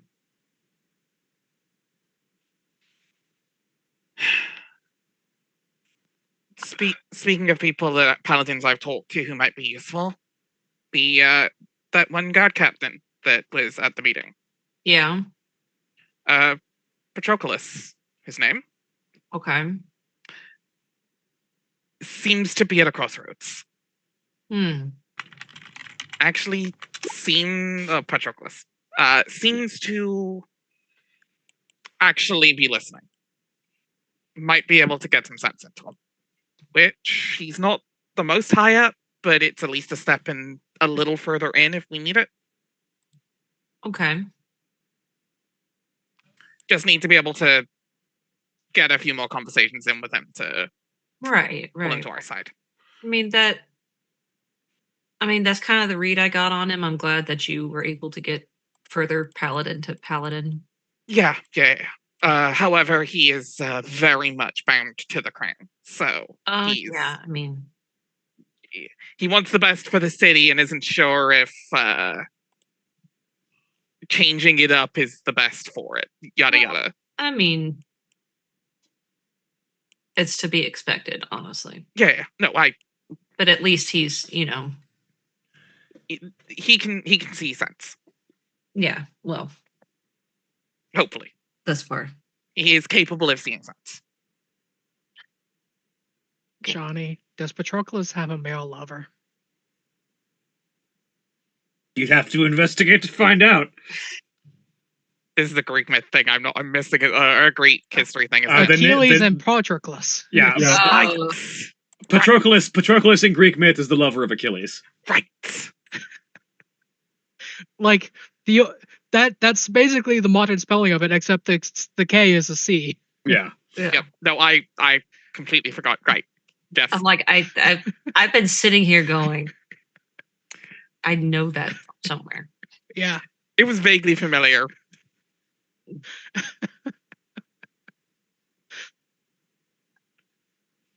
And it was Patroclus's death that led to Achilles demolishing Troy. Yes. Yep. Because Queen's gotta be dramatic. We stand a petty bitch. Listen, Yeah, 100%. I mean, that's fair. To be fair, this could be massive foreshadowing. It The could guard be. Patroclus could die, and his lover could be the key to the revolution. I'm okay with this. I mean, Look. let's look, do it. if he's immortal apart from like the back of his ankle, that's quite. If the boyfriend is immortal, like Invulnerable. Oh no! I would love for like maybe 3 a.m. if this is a thing, like it's like, oh yeah, male lover. It's like, oh, you're Patroclus' lover. How's your heel? And he's like, oh my god, stop Every time. asking me about my heel. Oh no! He's Yeah, so tall. I only come up to his ankle. yeah, but he also guarded that ankle. So Yeah. Strictly speaking, he was invulnerable except for his heel was like a Renaissance addition to that myth. No, 100% fair. It's just the original of the myth at this point. The original Greek myth is just that the arrow that killed him hit him in the Achilles tendon. Fair. Yeah, it was a later addition to make it more dramatic. It's a hell of a understanding. To the point, even Hades has him have a little like plate on the back of his foot. Hell of a thing to like. It's like, oh, we're naming something after you. Oh, really? What? The thing that killed you. Uh-huh. He wasn't invulnerable everywhere else. He was just that good of a soldier. The only thing that killed him was a sniper shot from behind that hit him in the tendon. I'm less of an ankle biter and more of an ankle chewer through. I mean, if it works. Still. I mean, just one goodbye does it. Anyway. Yeah, but it's more fun if you make it last. Anyways, draw it out. Okay. No, I haven't seen the Puppet Master movies. Why do you ask? So, anyways, that's a bold-faced lie. The fleshy ones go to bed, and the questionably living ones head into the underground. Sounds like a plan. You know, if it means I get to go to bed, I will stand being called a fleshy one and just go to bed. Fleshy one isn't the correct term. The proper living, I suppose. Yeah. Because technically, I'm so fleshy. What's our plan for tomorrow, then, fellow fleshy one? The vitality privileged can go to sleep. Vitality privileged. Yes. Oh, the echolalia was strong on that one. That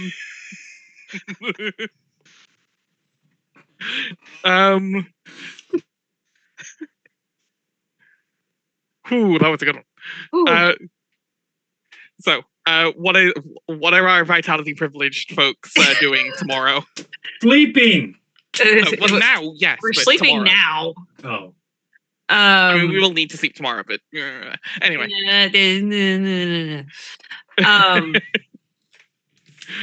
Well, I suggest after we rest and after we eat food, we go and seek your friend. Yeah. Okay. See if he's probably still helping at the hospice. So. I mean, good a place as any to start. If he's not on guard and duty, I guess. Sounds good. Oh, sounds good to me. All right. So the two of you get to sleep while Astra and Ingrid make their way underground. I just want you to know, and I mean this with absolutely no malice. If you die, I am too small to drag your body out of here. If I die, at least I'll be in a graveyard. This is true. It'll be like they're calling you home. Save on funeral costs. And that we won't be able to get down there.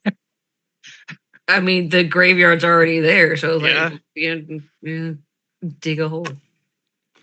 Yeah, and once again, you find that weird mithril sewer grate. I specifically point out this. I lightly brush aside the grime and point out, it's like, this fucking thing's made of mithril. And then I cover the grime back over. I fucking hate this city. I'm really tempted to steal them. No city. Not a single one. I don't care how good, whatever they profess to be, that uses mithril for its sewer grates. It also doesn't seem to be all the grates. It's good. Like, some of the grates are just iron, but like some of these are specifically marked out to be accessed. Absolute monsters.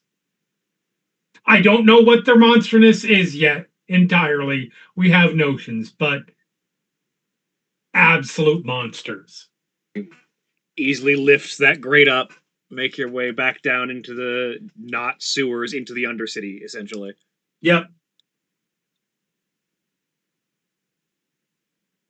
And I quietly lead the way.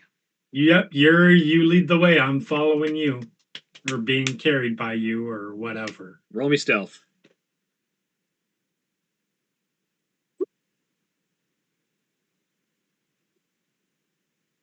Astrid, I mean, you don't really need to roll. You're just going limp on. oh, good.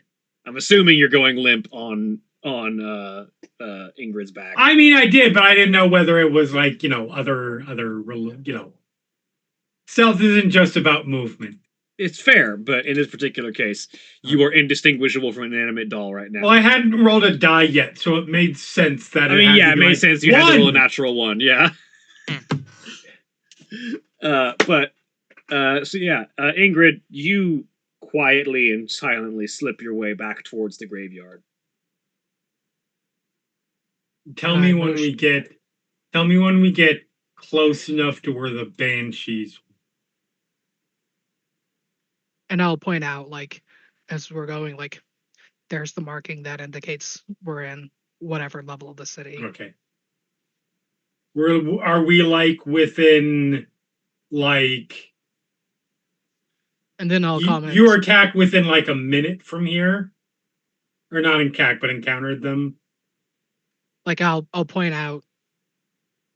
I suppose I'll comment like the route I took. It's like got like this many. Actually, this far, no. And never mind. We're good. Go ahead. Keep going. Eventually, I have an escape plan if we need. Yeah. Eventually, you do arrive at the vicinity of the cemetery.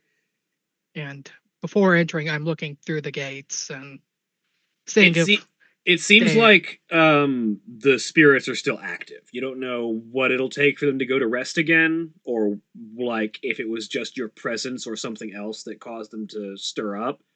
But when you came here first, the cemetery was completely dead silent, and a short while in, you started to notice the spirits. They seem to be active now. They do not seem to be going back to being imperceptible. I'm looking out for any of the banshees. You can definitely see at least two of them. And seeing if they've taken notice of us, or if they're just wandering aimlessly. They seem to be wandering aimlessly, or at least not on any paths that you can really make out. Okay, but they're not like making a beeline in our direction. No, they do not seem to have immediately turned around and gone straight for you. Okay. So at the very least, the half construct, or at least primarily construct. Technically, both of you are still humanoids, but I am paying some homage to the fact that one of you is technically undead and one of you is technically a construct. I mean, as much as we are creature type humanoid, but we also, at least, I don't know about you, but I still have construct. No, my creature type is construct. I am not a humanoid. Yeah. Mine does say I am a humanoid, but they are still dead flesh. Yeah. So.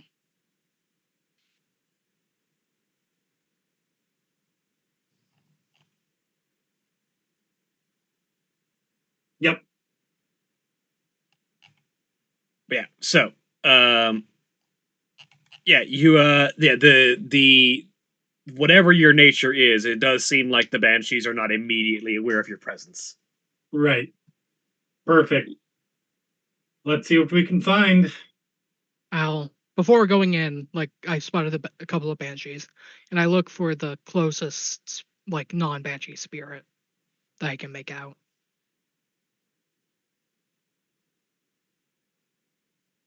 There are ghosts as well. Like, there seem to be two banshees, and that you can tell, and they seem to have like a notable presence in this graveyard. The air seems to chill around them, and there seems to be a wind that isn't there normally whenever they pass by. But aside from the two banshees that you can tell that are in this graveyard, there are a number of ghosts. I'll carry Astra to the one closest to the gate. Nope. And yeah, you find the ghost of an elvish woman, um, who appears to be,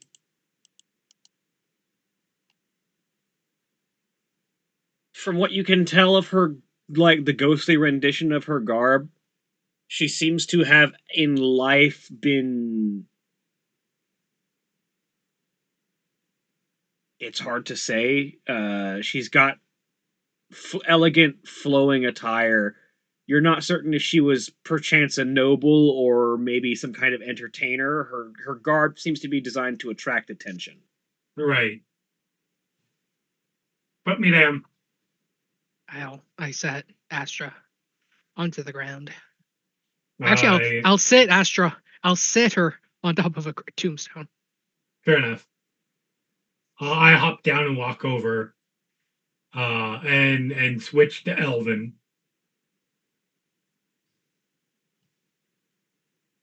What? Sorry. What is she? What is she currently doing? She's currently like sitting on a tombstone as if it were a seat and just kind of like brushing long hair as if like preparing it to meet someone, Okay. going through motions.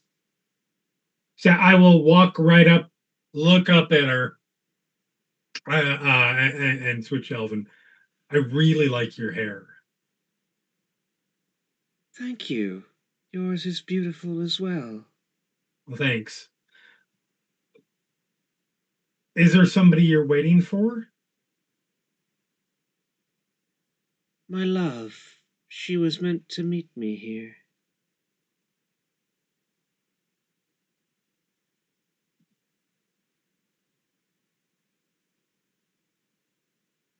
I haven't seen anyone. I'm Astra, by the way. Lilaria, Valeria. a pleasure.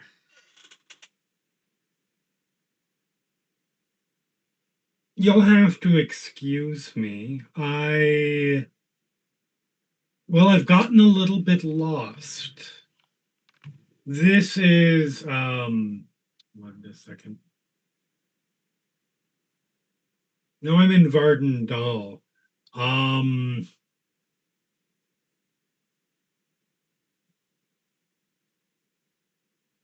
Yes. Welcome to the City of Emeralds. City of Emeralds. Yes, of course. Uh,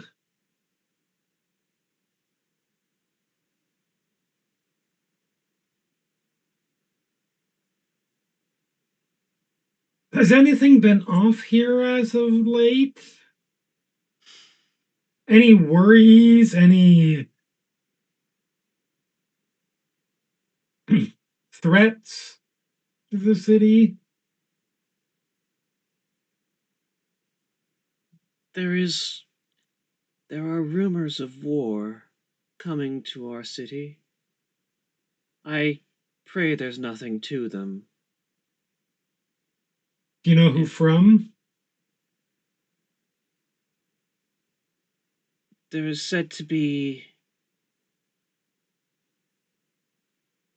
rising powers, individuals of incredible strength, looking to reshape the world.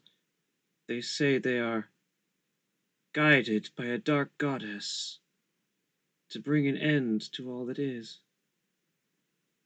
Such rumors I only pray are fancy. I'm sure that they are. I'm sure everything is going to be fine. Um,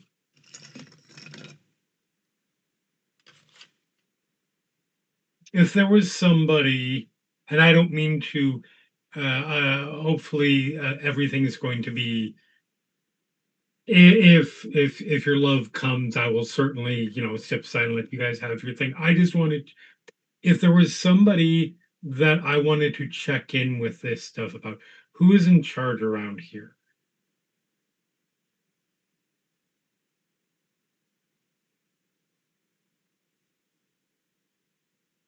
Our queen, Delfestri. Elfestri.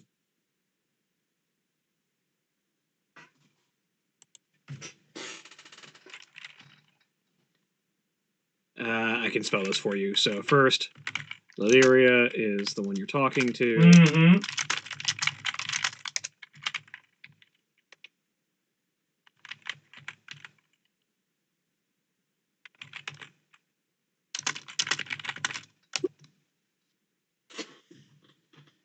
Yeah, I got close enough. Close enough, yeah. See, this can't be Elven on That's true. apostrophes. That's true. There were not enough. These are half elves at best. Yeah, none of apostrophes. This isn't ancient Elven. They haven't quite developed all of the idiosyncrasies. Right, sorry. yet. Yeah. They don't. Well, to be fair, they don't necessarily have to have apostrophes as long as there are like 4 or 5 vowels linked together, like strung Correct. together. Yep. If I were to, now I don't want to keep you from your picnic or whatever. Where would I go to find Delphestri? Like, which direction should I head? She's been wandering the streets. She seems ever so distraught at the prospect of danger coming. Where? How would I know? What does she look like? She sort of raises a ghostly hand and points in a direction, and your eyes turn and lock directly on one of the banshees. Back into common. Well, fuck me. Switch back. Thank you. That is most helpful. I will leave you to your. I hope you have a wonderful date. And I will step back. Look back up to Ingrid. I'll just switch back to common. Fuck this whole civilization. It all needs to be burned to the fucking ground.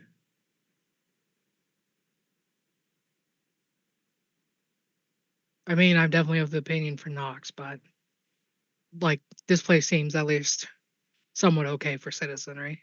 Yeah, it's not bad for a place that was built on a lie and wiped out an entire civilization. Yeah.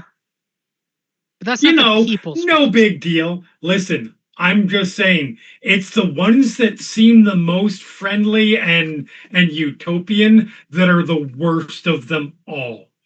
Fair. And I will recount at that point the whole detail. I'll usher. This wasn't a bunch of individually I mean, I know we kind of there were some things hinting towards this anyway. This wasn't just that a bunch of people got too powerful and conquered their own areas and shit. This was a coordinated fucking plan to wipe out anything that's here. Here, the towers, Ketting, Knox, anywhere. This was a big plan. Anything that lived here before, I'm pretty sure is fucking gone. This wasn't just power becoming horrible in its own accord. This was planned. A hostile takeover. Hostile takeover. Fucking. If there had been anybody left, there would be some notion. There would be some amount of this history gone. This was, for lack of a better way to put it, because it's not necessarily species specific, this was fucking genociding this entire area. Like it definitely sounds at least a cultural genocide. Yeah. Burn it all.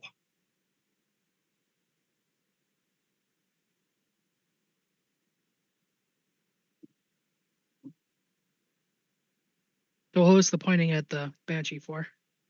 Oh yeah, that's the queen. I am not trying to talk nice to a banshee. That's a consideration. That seems like a bad idea. I Unless we can can somehow talk. make Yeah, a banshee not hostile. I'm sure there are ways. I mean, I don't know. Overthrowing the city and returning it to the undead that it belongs to would probably be a pretty good way. But You have you had a natural 20 to recognize that banshee that you first saw. Yeah. Um, you also, with the natural 20, would know that banshees are plagued by bitterness and sorrow. They're not. They tend to be dangerous just because the presence of the living reminds them of what they've lost, and it sort of turns deep, uncompromising sorrow into temporary rage. But theoretically, if you're not already triggering that, it would be like talking to a severely depressed person whose scream is also a psychic threat, so be careful, but still. right. However, if you let a whole city of banshees take over, they're going to push back of those borders Yeah. at the single sight of a other living person. Like theoretically, like I'm undead, you're not really alive I'm in the sense of like the others. I'm not biological, correct. Yeah. So like the banshees aren't hostile to us. They would have come at us. You're not wrong. All right. Well, we need a very specific plan of conversation. I'm not going to improv with the bitch that can take that can wipe me out in a single screen. Yeah. Um, I wonder if we could find a historian. If we talk to some of the other ghosts first.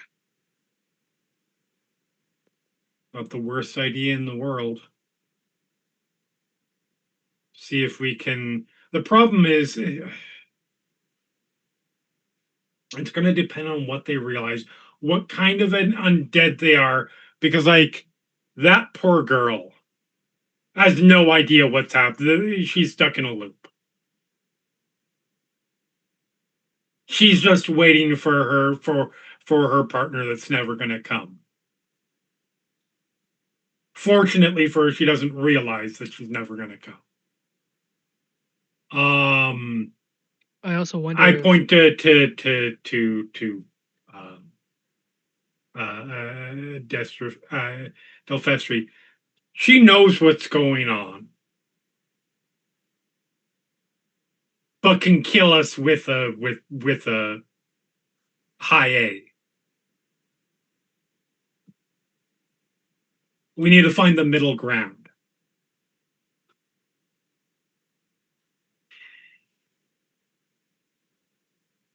Or we need to come with a very specific set of questions that we are moderately sure is not going to set Delfestri off.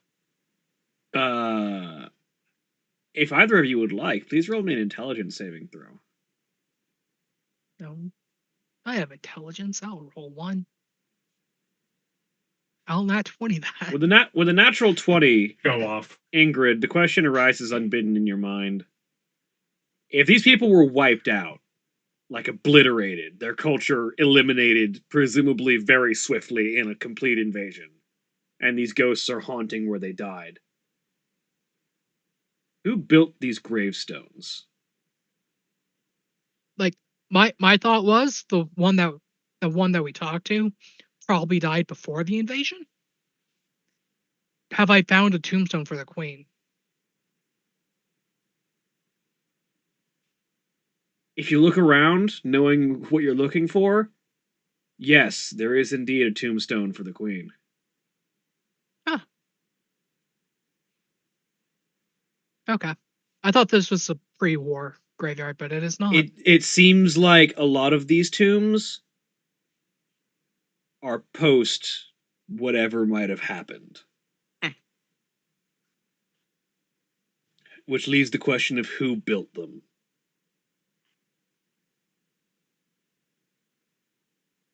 Yeah, I don't have an answer for that, and I don't like I that. do. There's a possible answer that's very unpleasant, and that's the people who destroyed the place. Oh, I mean, There's obviously. there's a second answer. Obviously. And then there's the creepy paladin. The creepy paladin, yeah. It's a lot of work for one creepy paladin, but He doesn't tire out and is immortal, effectively. He's a warforged. I'd guess he wasn't alone, though. Yeah, also I'm not here, so... yeah. Legit. The question, the thing that's fucking me up in regards to this question, is this just a matter of the paladin, the people in charge were just lazy?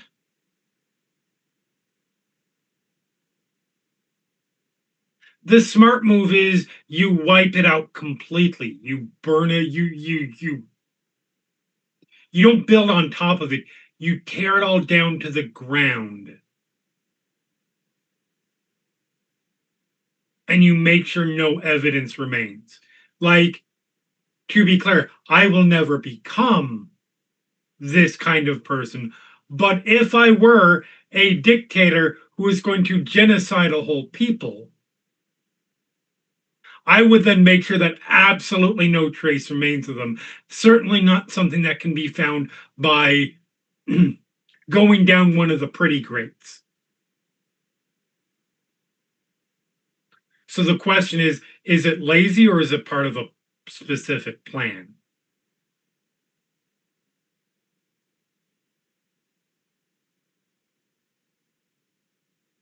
And that I don't know. And that's what disturbs me about this.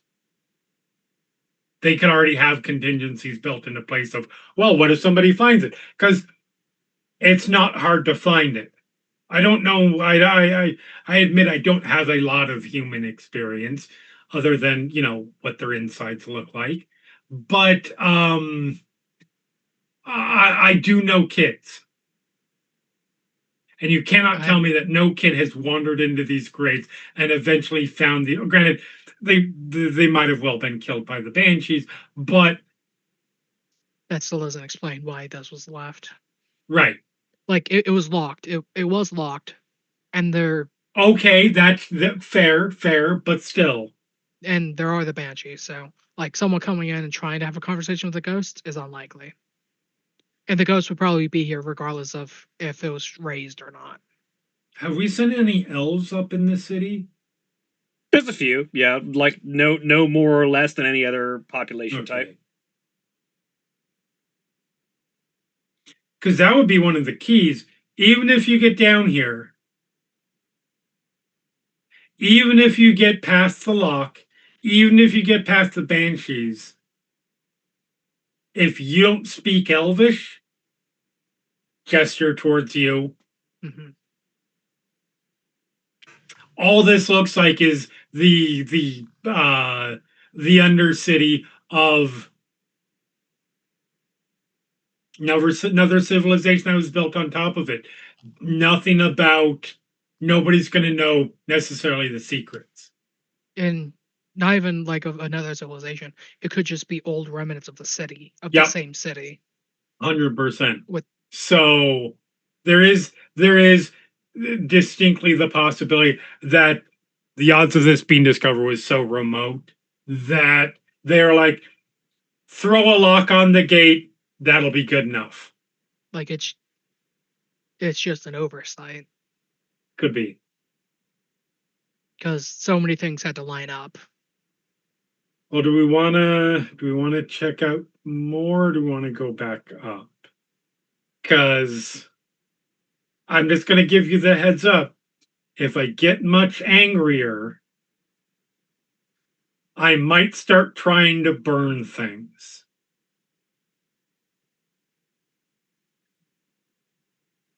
That might be burning things might be a problem. Could be. Where neither of us are alive. Neither We of can us need to always come breathe. back down. It's not gonna. We're yeah. I was thinking if you set the grass and shit on fire, it's gonna fill with smoke. But Okay, don't say things like that, because when you say things like that, it gives me the permission to do the bad things that I know Morgan's gonna yell at me about. no, you really shouldn't set on fire because the smoke might alert people up above us. That's true. I was thinking the Alright. more immediate problem of us suffocating the smoke, but we don't need to breathe. No, that's not a concern. Yeah. Oh no, smoke. I think the concern is we won't be able to see the banshees. Okay, that's fair. Anyways, I feel like we should probably do the responsible thing and go up and report to the rest to the rest of them. Yeah. Like we have a fair idea now. We have Yeah. a better idea than we did. Yeah. All right. As the two of you exit the cemetery of what remains of the ghosts of Varden Dahl, and you return heading back towards the Nidhogg to act on this information in who knows what manner. That's where we're going to end for the week. Say goodbye, everybody. Bye, everybody. Bye. Bye. Goodbye.